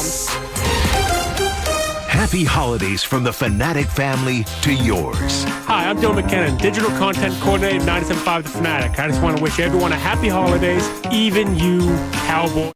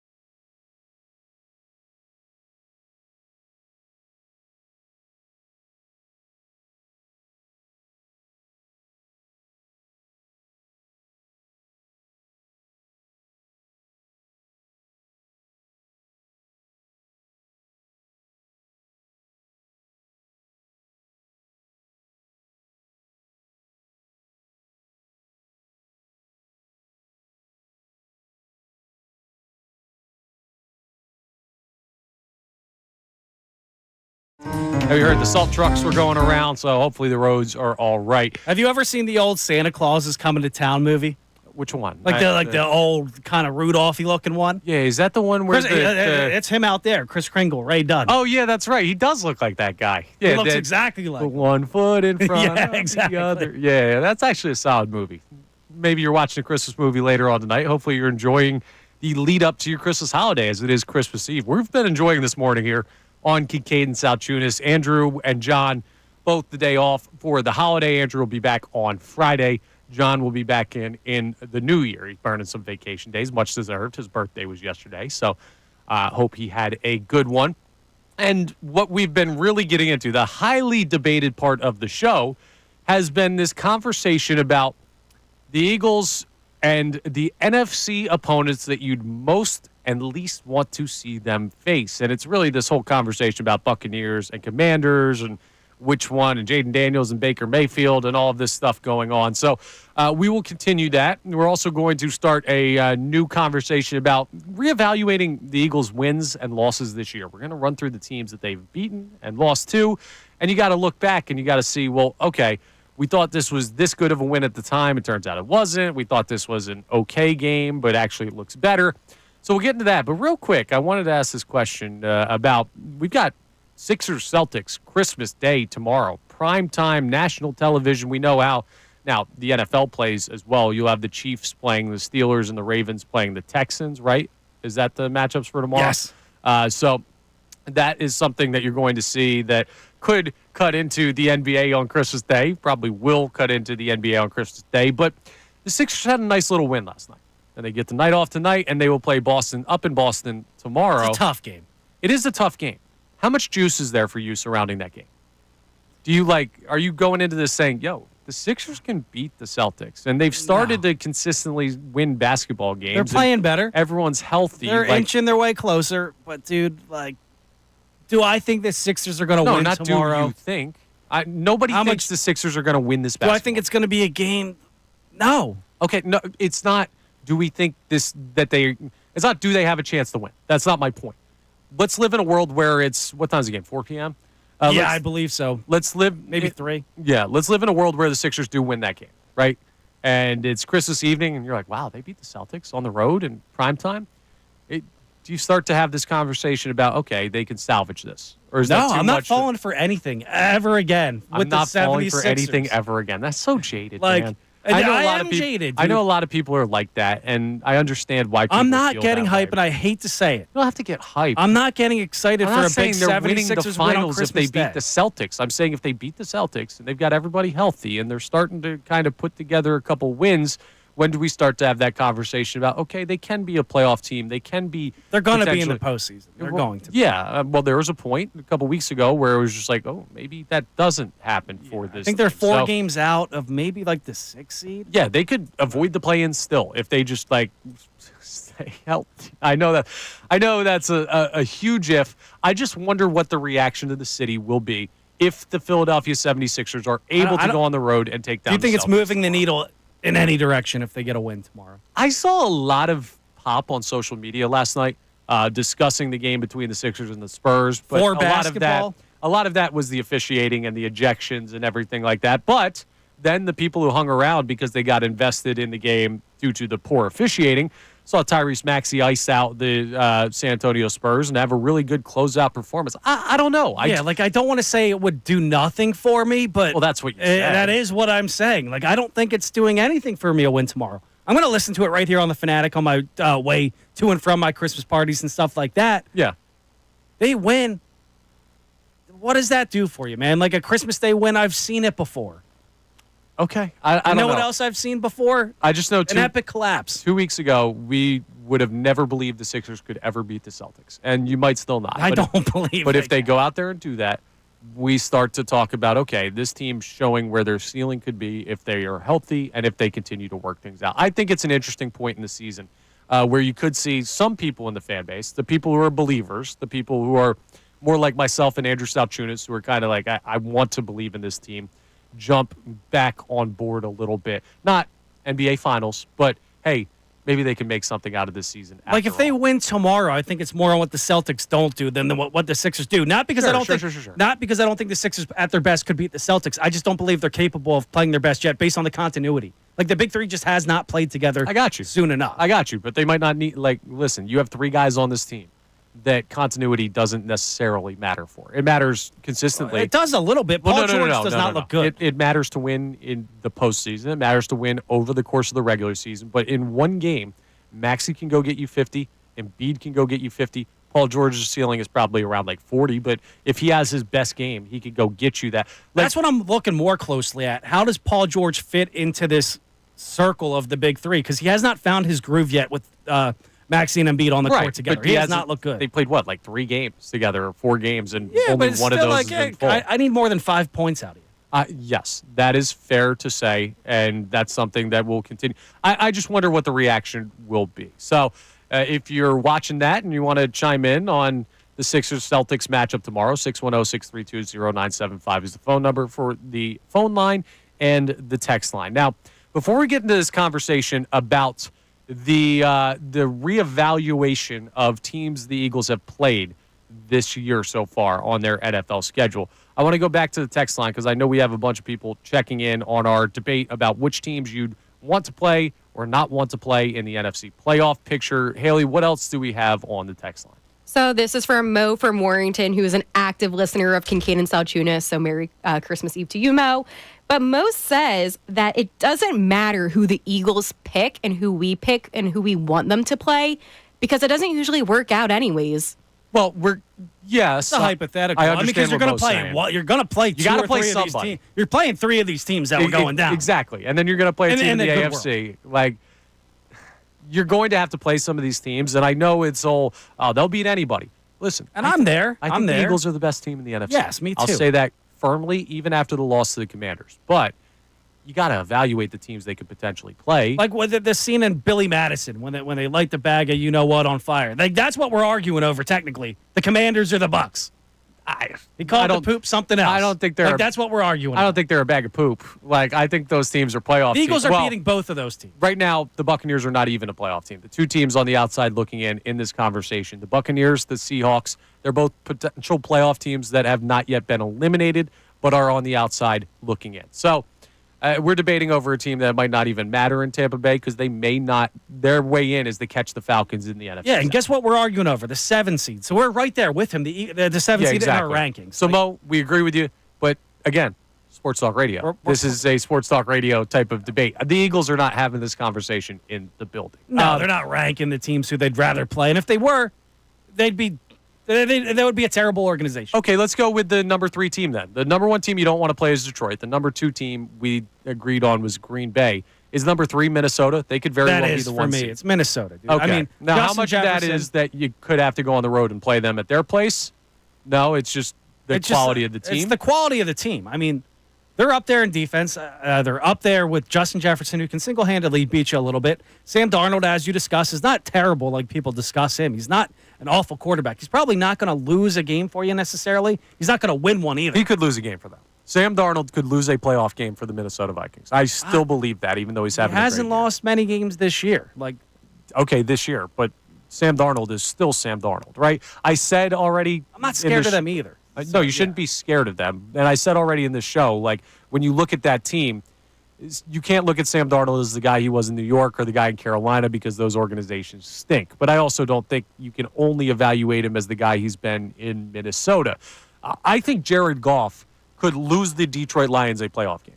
He had a game where he threw 5 interceptions earlier this year. Yes. And if I think Jared Goff can lose that team a playoff game, it would be unfair for me to say that Sam Darnold can't lose the Vikings a playoff game. He can just not be good enough, but I don't see a world where he's throwing 3 or 4 picks.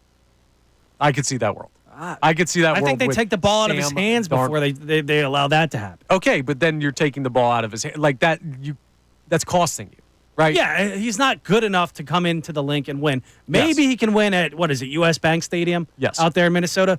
But we've seen the Giants go to that place in recent years. That place isn't scary from that perspective of the Eagles going there, and it's loud for a little bit. Don't worry about weather, going to Lambeau or anything. The special teams that we had a conversation about doesn't come into play as much with the Dome. Now, would you be more worried about the Rams than the Vikings? Because I could make that argument. I think they're just past their peak. Okay. What, Stafford's too old? Because Puka Nacua is He could young single-handedly. and very good. Tyron Williams is young and very, very good. Sean Matthew McVay is a head Stafford coach. He doesn't really have a could peak. win a game for you. Jared Verse is a Rookie of the Year candidate. Like, they have a solid young defense after. We've made them light work in their own building. I got you. And that's fair. That's a very fair point. They seem like they're playing like a different team right now, but that's a fair point. I'm cool with putting Minnesota at number 3. I could see if someone flip-flops the Rams. I could see a and the world, Vikings. yes. Like, if we're going tiers, they're probably in the same tier of fear. So our top 3 teams, as far as don't want to play, are all in the same division. They're all in the NFC North, and that And makes you're only sense playing 2 of them, based best case on scenario. the records. Yeah. Hopefully, you just take care of business against whoever you play. So, again, a hypothetical conversation, not something that the Eagles are worried about, but something that leads to this great conversation between us here on the show. Now, speaking of the Rams and the Commanders and other teams that the Eagles have played and how the Eagles have handled teams over the course of their season, I want to do this exercise because I frankly have not looked at this. I have not thought about this. It's something I thought about last night when I was putting the show sheet together. But I want to go through the teams that the Eagles have played this year and take a new lens towards the victories and the losses. Things change, right? Things alter over the course of a season, and you play the team you play at the time. So it's not a fully fair conversation, but could there be wins that were like, hey, that looks better in retrospect than we thought? Could there be losses that, hey, that looks worse in retrospect than we thought, and vice versa? So let's start week 1. The Green Bay Packers, you beat them 34-29 down in Brazil. That looks pretty darn impressive. That's a great win. That is a really, really good win, considering Jalen Hurts had 2 early turnovers, considering you were on a terrible field surface, considering you were playing internationally, and considering the Eagles clearly had issues before the bye week. Like, that's the biggest thing. That gives you confidence that this team, if they play Green Bay, especially if they play them at the Link, which would be like Green Bay doesn't have a chance to be a higher seed than the Eagles. They always won at the unless the Eagles drop the division, which is a long Then shot. there's a whole different conversation. We'll be losing our mind about other stuff. That's a really good win. Eagles lose 22-21 to the Falcons. Terrible loss. Terrible loss? Terrible. I don't know. That team's leading their division right now. Like, that team's a playoff team. That team right now, if things ended today, if things ended today, they are the 4 seed at a division champion. I don't think that team stinks. Now, they seem like they're kind of fighting for their life with the whole Michael Penix, Kirk Cousins move. And the Eagles should have won that game. And situationally, I think it was a bad loss. I don't think that that's how in the world do you lose to that? No, it's not like team losing type to the of Cardinals last year or something like if they had lost to the Panthers, the Yeah, it's not Jaguars, that. the Browns, anything like that. It's a bad loss. Eagles 15-12 over the Saints. Kind of a weird game because they were on a roll at that point. Yeah, they put up 40 and 45 points coming into that game. That game doesn't seem quite as impressive now, but it's still a win. That's Derek one where I Carr don't was really still look playing at. back then. Mm-hmm. They still had Chris Olave playing back then. This is another wipe it game, but the Eagles losing 33-16 to the Buccaneers. That's very similar to the Washington game in that there are a lot of extenuating circumstances. No A.J. Brown, no Devontae Smith, no Lane Johnson. Yeah, guys go out during Cooper the course of that DeJean game. starting yet. No Cooper DeJean yet. And you also had like the 100 billion degree heat down there. Jalen Carter left early with the cramps and all that. Yeah, that was a bad game against a team that was playing really well. And the reason the Buccaneers are not seen as a more competent team is because of injuries at this point.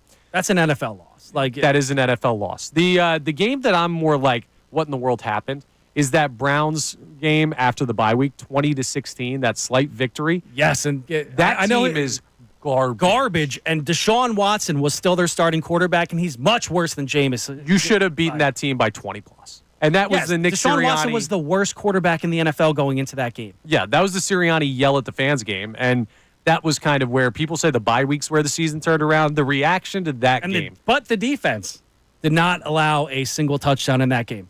Yes, which is impressive, and that's really good to see. It's not as impressive in retrospect. Special teams got you in that. The special teams did have you in that. That was a good point by you right there. Next game, Eagles take down the Giants 28-3. That's a nothing burger. The Giants think we knew they stunk. They still stink. In the context of it was a great win. Eagles go on the road and beat the Bengals 37-17. I would argue that Cincinnati, who's still alive, mind you. They're not dead yet. They have like a billion things that need to go their way. I want to see them. But, well, I mean. No, not on the AFC side. Yeah, like if they get to the Super Bowl, that would be miraculous. Awesome. So the Eagles don't have to worry about that. That win looks more impressive, I think, today. Yeah, they didn't have T. Higgins. They didn't, but still, you have Joe Burrow, you have Jamar Chase. That team was, and Joe Burrow's playing at an unbelievable level this year, not just recently. Yeah, I would say that's a good win. That may be their most. No, it's not their most impressive win. I still put the Packers above that. We're probably going to get to another one that I would put over that coming up. But Eagles 28-23 over the Jaguars. Another one where it's just like that looks worse as you go on that you played that team that tight. So it was two halves that were so different. Yes. Some of these tight wins are starting to look like, oh, okay, that might worry you a little bit. But you also have to look at the team in the moment and what they've done. Eagles 34-6 over the Cowboys. Dominance. Looks even better now that the Cowboys have a little bit of life. Cowboys have gone on a little bit of a roll. Yeah, so that's a very, very good win. 26-18 over the Commanders on a short week. I think that was a very impressive That's a very, very good win. 37-20 on the road over the Rams. Awesome. Unbelievable win. And to hold them to 20 points after what we saw them do against teams like the Bills. Yeah, exactly. Like, that's a really impressive feat. On the road, Saquon Barkley sets the single-season rushing record in that game. Yes. Like in a game. Yeah, single-game Eagles record for that. Very, very impressive. And this, I think, was the most important win of the year, or most impressive win of the year. Going on the road to Baltimore and beating that team 24-19. That's the best win of the season. That is easily, to me, the best win of the season. And it Number shouldn't one have even offense been, in the league. Yeah. Probably the MVP. And you made him look pedestrian in Lamar Jackson. Shouldn't even have been 24-19. Derrick Henry couldn't even get on a roll. Yeah. Less than 100 yards. Should have been 24-12 because they scored that last second touchdown. garbage time touchdown that didn't even That's the matter. best win of the season. I think that's what really tilted the fan base into full-on believers. Yeah, when we look at why the Eagles can win the Super Bowl, it's because of that game, right? It's not just because of that game, but that was the, oh, yeah, this team is. That was the last stop for the people to get on the bandwagon. And you should have been on it a little bit before, but everybody after that win was like full steam to the Super Bowl. Now, you notice something here? Then they go out and they play the Panthers, and they beat them 22-16. And it's a tight game, and stuff looks sloppy, and people worry about the passing offense. As good as the Eagles have been this year, and as much as that 10-game win streak felt great and franchise record, it hasn't been the seems 2022 rolling of teams. Right. It seems like it's like two great games, and then this weird game, and then a great game, and then a weird game. And it's kind of scary when you need to put together three great games to get you to where you want to go. It does. They follow up that tight win over the Panthers, which we all know was miserable at the time, with a great victory over the Steelers, 27-13, where that game was never even that close. Like, that game was dominant by the Eagles. Yeah. Now, that was home. I will say this. They are winning these tight games. And guess what? In the postseason, how you talked about earlier, you win by 1 point even if you allowed 10 touchdowns. That's the mindset in the postseason. Yes. Like, you just win and go on. Yeah, win and survive in advance. But Good that win, Steelers bad win, terrible win, it doesn't matter. The Steelers win is a great one. It is a great one. And then you have that game against the Commanders. So there's these weird up and down ebbs and flows to the Eagles season. Now, there are up and down ebbs and flows to every team's season. So it's not just like, oh, should we be worried about the Eagles not consistently beating every team by 30? Like, no, that's not the point I'm making. It's just, if you think the Eagles are infallible, if you think the Eagles are invincible, and I asked Tim McManus on the pregame show, I know you were out Sunday, I asked him, do you have any argument as to why this team isn't invincible right now? Like, what's their weak spot? He was like, I don't have an argument. And then they go out and lose to the Commanders, and I'm not saying that to say Tim was wrong, but as much as sometimes they look unstoppable based on the quality of the roster and the variety they bring. Well, what do you finger point, though? Like, look, well, it's not about... It's never one specific thing that kills No, that's you. not my point. My point is this team does have slip-ups. Yes, and you don't want it to happen at the wrong time. And that's why our conversation about what you're looking for the rest of the way feels a little bit more important when you see what the course of the season has looked like. 610-632-0975 is the phone number. What do you think of that? Do you have that same thought where you say, well, Eagles may be prone to slip-ups. Does that worry you, or are we over-evaluating things that have already happened? You can let us know. Call in, text in. Again, 610-632-0975 is the phone number. Coming up next, we are going to take a look at another team that's ranked in the NFC playoff picture, who we do and don't want to face. And we're also going to look at that biggest weakness conversation that I've teased a couple times. What is it for the Eagles? Do they have one? We'll talk about it coming up. I'm Connor Thomas, filling in for Andrew Salciunas. We're back after this here on Kincade Salciunas, 97.5 The Fanatic. Fanatic Sports Update. Adjusting without Hurts. I'm Haley Taylor Simon with your Fanatic Sports Update. This report is sponsored by the New Jersey Division of Highway Traffic and Safety. Did you know that driving under the influence of marijuana is illegal?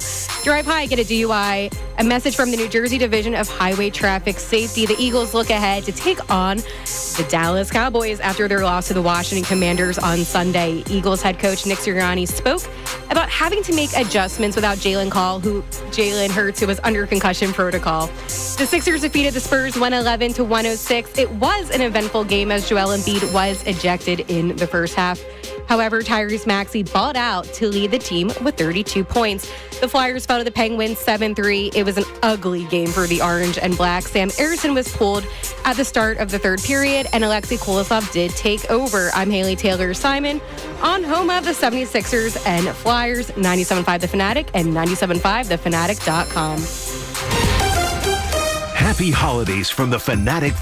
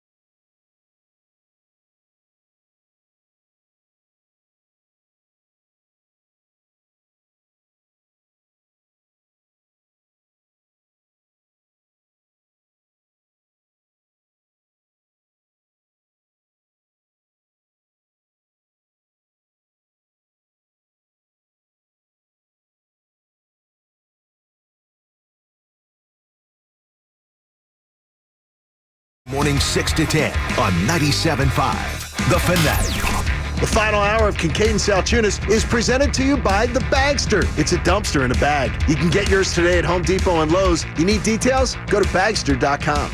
9:30, the time here at Fanatic Studios. It's Kincade and Salciunas. Neither of those guys here today. I'm Connor Thomas filling in for Andrew.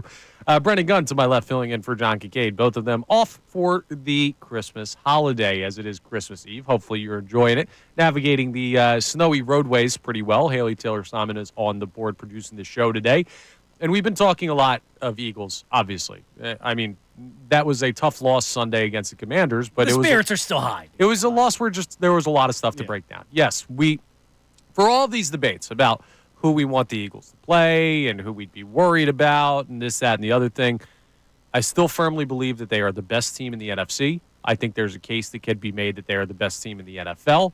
There are some things to keep an eye on with Jalen Hurts' health and the chances to lock up the 2 seed, having to take another week or two, hopefully not 2, and they can get a job done against the Cowboys. But ultimately, I don't think Sunday changed the ceiling of this team, and that's a conversation we had yesterday. But there are still things that we have to consider that could be effects from that game that could make people in the fan base question smaller asks. Yeah, and the loss may end up being a good thing. Now you sound like Bill Colarulo. No, not that I don't think they could have won 17 or 18 in a row, whatever it was. But it makes you recalibrate things a little bit. Like, hey, we need to correct this. We can't be as sloppy. Yeah, but they just recalibrated things against the Panthers 2 weeks ago. Like, I don't need a recalibration every 2 weeks. They can just go back to beating the brakes off teams again, please. I don't know if I would say the Panthers game was a total recalibration. Yes, it was. Come on. They completely changed the way they played offense. A receiver came out and said passing was the main issue with the offensive side of the ball. Like, they on that side of the ball, the defense needed one. Okay. Okay. Listen. Yeah, that's where I'm at with it. All right. So this was the defensive calibration game, yes. And now they'll have everything all settled. All right. I can get behind that. That's not the craziest take in the world, and I hadn't even thought about that. That's a good point by you. Something that was not a good point by you earlier in the show was you being so afraid of the Washington Commanders if they potentially. I'm not scared of the Commanders. You sound very scared of the Washington Commanders. The Commanders scare me more than the Tampa Bay Buccaneers. Like, All right. I don't think that's that crazy of a take. But we have 3 spots left because we've been throughout the show breaking down who you want the Eagles to face the most in the postseason and the least. So right now, the scariest team is Detroit, based on what we've come up with. Number 2 team, we've decided on Green Bay. The number 3 team, Minnesota. So the NFC North holds the top 3 spots. We also have the least scary team in Seattle and the second least scary team in the Atlanta Falcons. I think you could even flip-flop those teams, honestly. But you probably could. Seattle just doesn't feel like a playoff team to me. Atlanta feels like a team that maybe it's more Atlanta likely has that a Bijan that can maybe get you. Yeah, they could still unlock Kyle Pitts, maybe. Are people still actually waiting for that to happen? I don't know. Atlanta's also a mess. Like, the Eagles boat race that team if they play them. But they are going to probably win the NFC South. Maybe. I don't know. That division's so weird. But we have 3 more teams to fill out 3 more spots. Washington, the Rams, and the Buccaneers. And this is teams that are not necessarily qualified for the playoffs. These teams that are not dead yet. There are only 8 teams. Yeah, there's a possibility they sneak in. Right. There are only 8 teams in the NFC outside of the Eagles. The Eagles would make it 9 that could make the playoffs or are in the playoffs. So the Rams are number 4, right? Can we agree that? Like, I would much rather face the Washington Commanders than the Los Angeles Rams. Maybe. What do you mean maybe? What Jaden Daniels did to you on Sunday is not something I'm going to forget. You need to let that go. You have to let that go. Like, he could do that again. I'm not saying it's likely he's going to do it again, but he could do it again. We're weighing the teams. Do you think there's any way that if Buffalo walked in? I saw the Eagles take care of the Rams easily. If Buffalo walked into Washington and played 20 straight games against that Commanders team, would Washington win any of them?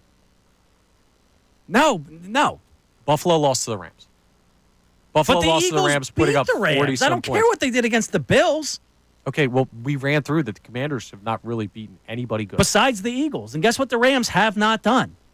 Beaten the Eagles. Okay, so any team why are you not scared of the Falcons then? Because they beat the Eagles. It's not the same team. Okay, well, the Commanders are not going to be the same team in the postseason. That team it's going to be in 3 weeks. That team doesn't have postseason experience. I don't know what your mental block is with the postseason being different. Like, This is something that's existed forever in sports. In every league. I get it's different, and I get he's a rookie quarterback. There is a possibility that he could be the next Lamar Jackson, and he could be good. It's not just him. It's the rest of the team. How much playoff experience does a guy like Terry McLaurin have? Brian Robinson have? Guys on their defense have? Now, Bobby Wagner has a lot. Okay, Bobby Wagner is ancient. Like, it's not like Bobby Wagner's going to teach him everything about the postseason. Bobby Wagner made a play the other day on Saquon. He made a play. That's not what I'm saying. It's an unproven team in terms of the postseason. Dan Quinn's coached the team to a Super Bowl. And then blew a 28-3 lead. Kyle Shanahan. Sean McVay has coached a team to a Super Bowl win. Matthew Stafford has played One quarterback. team's going upward, and the other team's going downwards. Which team? The Rams aren't going downwards, buddy. Like, you might say age-wise, but they're playing pretty darn good football recently. If you think that the Commanders are a more dangerous team than the Los Angeles Rams, I don't think you know what you're talking about. I'm sorry. I just don't. They're both moderately fearful. Like, I don't think they're losing to either team. So that's part of the argument. I understand. I don't think they're losing to any of these teams. That's not part of the argument. It's which of these teams is better, Washington or L.A. I think L.A. is more dangerous. I don't think you are so scared of the Washington Commanders. I'm not scared of them. We're going to beat Washington. I just think if you could lose one for one reason, I think Jaden Daniels is more of a possibility to be a wild card factor than Matthew Stafford. Yes. Do you hear yourself? The Eagles defense can get after Matthew Stafford. Jaden Daniels can make plays with his feet and with his arm. Matthew Stafford has won a Super Bowl. And the Eagles secondary is the strength of their defense right now. Matthew Stafford has won a Super Bowl on the team that he's on with the coach that he has. With one of his main wide receivers. Yeah, with the best defensive player in the past 30 years on his team. All right. Jaden Daniels has barely won double-digit NFL games. Matthew Stafford is a fringe Hall of Famer. Jaden Daniels is a I'm not talking about rookie. yesterday. What do you mean you're not talking about yesterday? Like, Matthew Stafford is a Hall of Famer. I get that. But that's not this year, dude. The Eagles made him look pedestrian. Okay, I can't do this with the Washington stuff with you. I don't know where you're getting this. And we're going to have this conversation Friday. You're on the board Friday, right? Yes. Yeah, we'll have this conversation with Andrew Salciunas because I think you're flat out Well, I don't want Salciunas is not a fair little moderator on this one. Whoa. He loves Matthew Stafford. Matthew Stafford. All right. I'm going to put the Rams at 4. I'm saying the Eagles. I'm listing executive privilege that the Rams are a better team than the Washington. Eagles are beating either team. Then we'll put Washington at 5, and we can put your Buccaneers. I'm not trying to be the at shining white knight for the Washington Commanders. The Eagles are going to make pretty much light work of them. I know I'm saying on the off chance that one player could beat the Eagles and could put his team on his back, I'm more scared of Jaden Daniels in that situation than Matthew Stafford. And sure as hell, Baker Mayfield. That is one of the most insane things I've heard said about the NFL this year. I don't think so. It is. Where is the playoff experience for Daniels? Why does he need playoff experience for one game? It's a divisional opponent to come in here. Why Do you hear wouldn't yourself? he? Why does anyone need playoff experience then? Yeah, it does help. Thank you. Yes. Yes, obviously it does. Everyone seems to get that but you. I get that. But, dude, the Eagles made light work of the Los Angeles Rams on their own home field. The strength of the Eagles' defense is the secondary. The only reason Matthew Stafford could win a game is through the air. Okay. Jaden Daniels could keep plays alive, and he did it multiple times on Sunday. Won that game through the air. Also with his legs. Multiple times he's got first downs on 3rd and long, 4th and long using his legs. But the Eagles were without key players too, Gunn. They were without Jalen when CJ got I'm talking about on the defensive side of the ball. CJ. Yeah. Jordan Davis. Jordan Davis went down. Big time part of the But that's a big part of the Sweat game. in and out of the game. Nakobe Dean in and out of the game. Like that doesn't take away from what Jaden Daniels did. 100% it does. No, it doesn't. No, it doesn't. When No, everyone's healthy. No, it doesn't. He still made special plays. I just, I'm sitting here being the white knight for the Washington Commanders. Yeah, and I don't know sick why to my you're doing stomach. it. You can step away from this argument because trying to compare Jaden Daniels through 15 games of an NFL career to Matt Stafford is flat out. I almost cursed there. It's flat out insane. You did. I'm not comparing You absolutely compared them. Matthew Stafford is a better quarterback all time. Right now, if one guy is going to make something special happen, I'm in the taking postseason. Yes, in the postseason. Where you've never seen him play a game before. Yeah, so I can't take it away from him. Okay. He's been great all year long. He's been better than Matthew Stafford all year long. But the postseason is different than the regular season, which is where I think Connor is. I get the correct on that. postseason is different. The Eagles are beating the Rams, and they're beating the Commanders. It's too. very different. Okay, so who's a Jaden Daniels comp? Who is a quarterback that you would say is similar to Jaden Daniels that's also playing in I know where you're going with this. Lamar has not performed in the postseason. Interesting.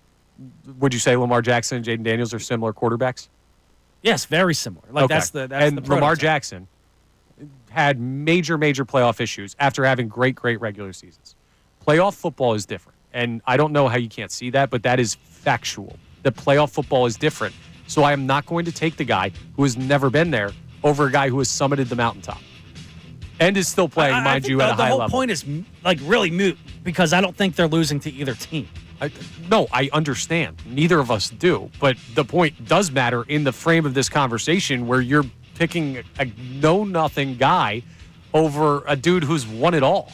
That seems flat out crazy to me. And we'll get one or two more. Oh, yeah, we will check the text line one more time before the show's over. But we will also have the Kincade Salciunas Key 3 coming up next.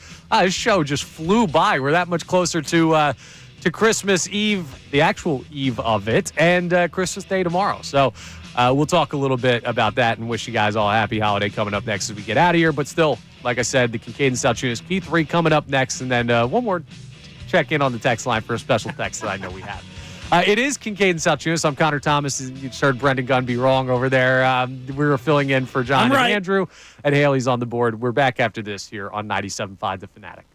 Happy holidays from the Fanatic family to yours. Ho, ho, ho, sports fans. Santa here. Actually, it's Jim and Don Cutler, the voices of 97.5 The Fanatic. And I got my playbook ready. Cookies in the slot, milk in the backfield, and reindeer running a perfect zone defense. Happy holidays. May your team win. May your ham be juicy. And your in-laws stay in the penalty box. Season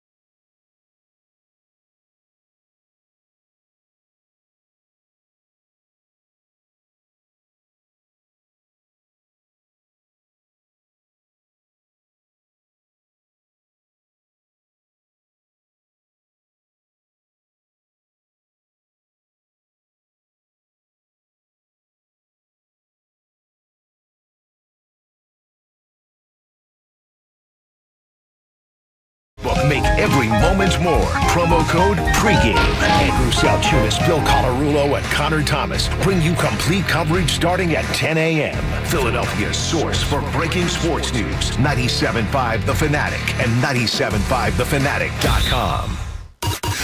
This is Kincade and Salciunas, Philadelphia Sports Talk. 97.5 The Fanatic.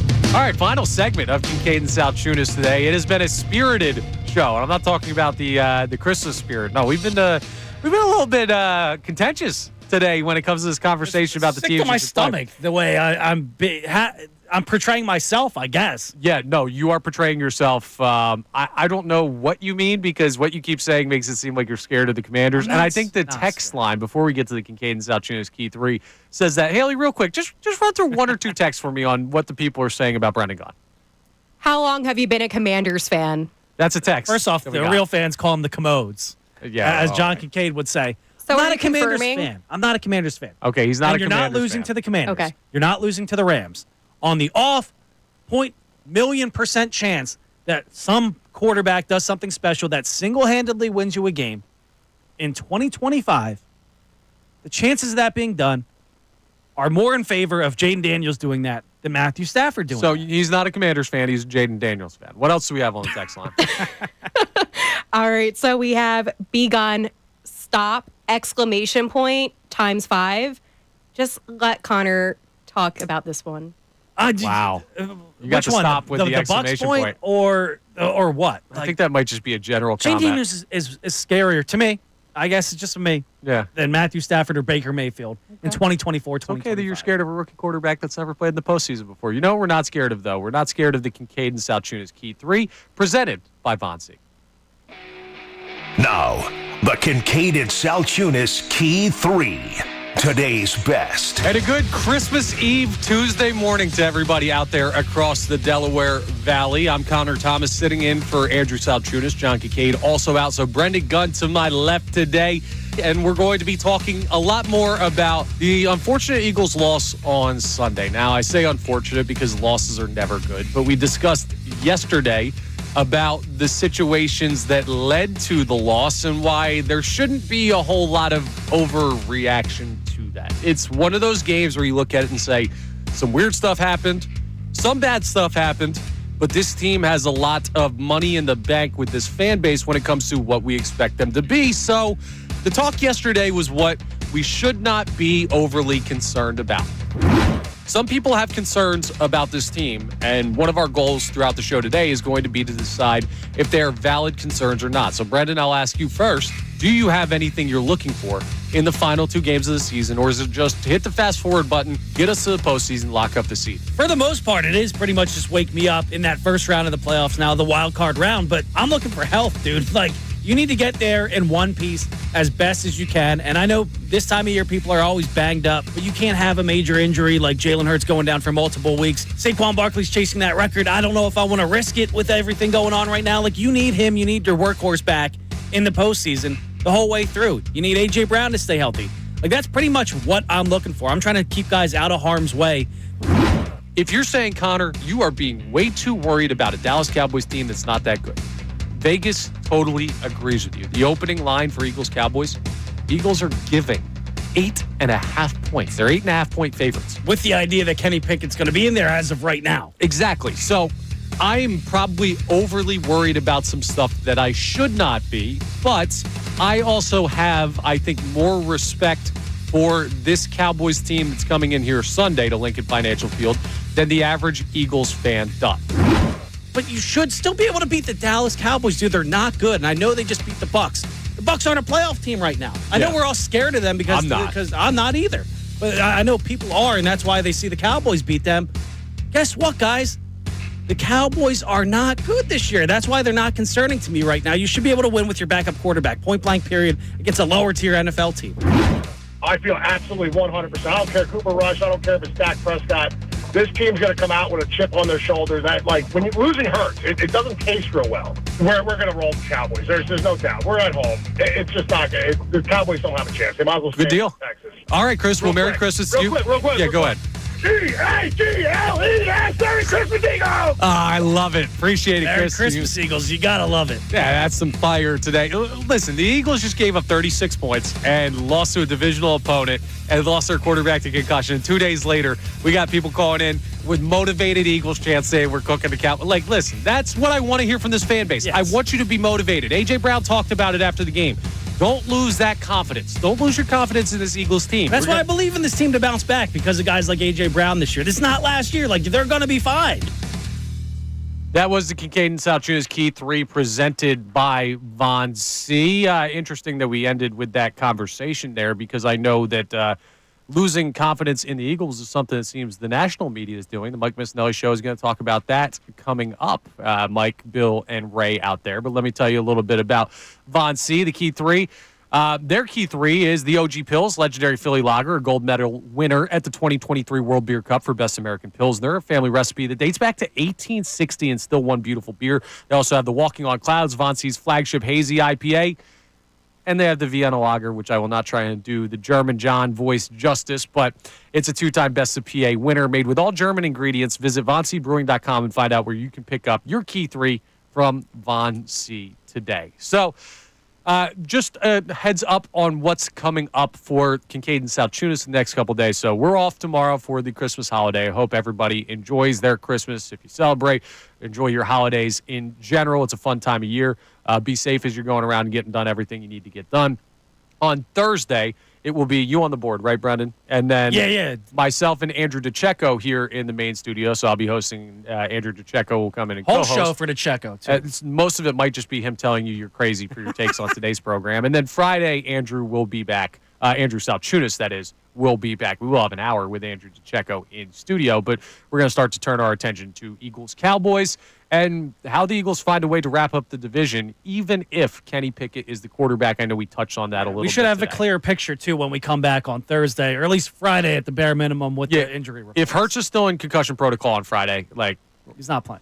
Yeah, no. And the thing is, we already talked about, too, a situation where Jalen Hurts is going to be he'll be ready to go. Nick Sirianni talked about it yesterday, rather. He'll be good to go, even if he doesn't get practice time, because he knows his offense so well and he's been a starter in this league for so long. So it's not like he needs to get 3 days in of practice to be ready. We'll have a clearer picture on what the Eagles are up against, but everything's okay. I promise. Even though we ran through teams that maybe we don't want ideally for the Eagles to play in the postseason, it's just comparing them to other NFC teams. Yeah, I don't want anyone to take that the wrong way. The Eagles are going to be favored pretty much against everybody. Yes, they absolutely are, and they are the better team than most teams in the NFC, if not all of them. That still stands, even following the loss yesterday. Well, that was a fun show. Appreciate it, Brendan. Merry Christmas, and I got to tell you guys something before we get out of here. Remember to support life-saving cancer research. Join me and our generous partner, Pierce Phelps Bryant Heating and Air Conditioning Contractors, in making a donation to the American Association for Cancer Research today at 975thefanatic.com/AACR. Cancer research saves lives. All right. Merry Christmas, everybody. Happy holidays. Hope you enjoy it. And we will talk to you again on Kincade and Salciunas on Thursday. But the Mike Missanelli Show comes your way next. Don't go anywhere. Fanatic Sports Update. Adjusting without her.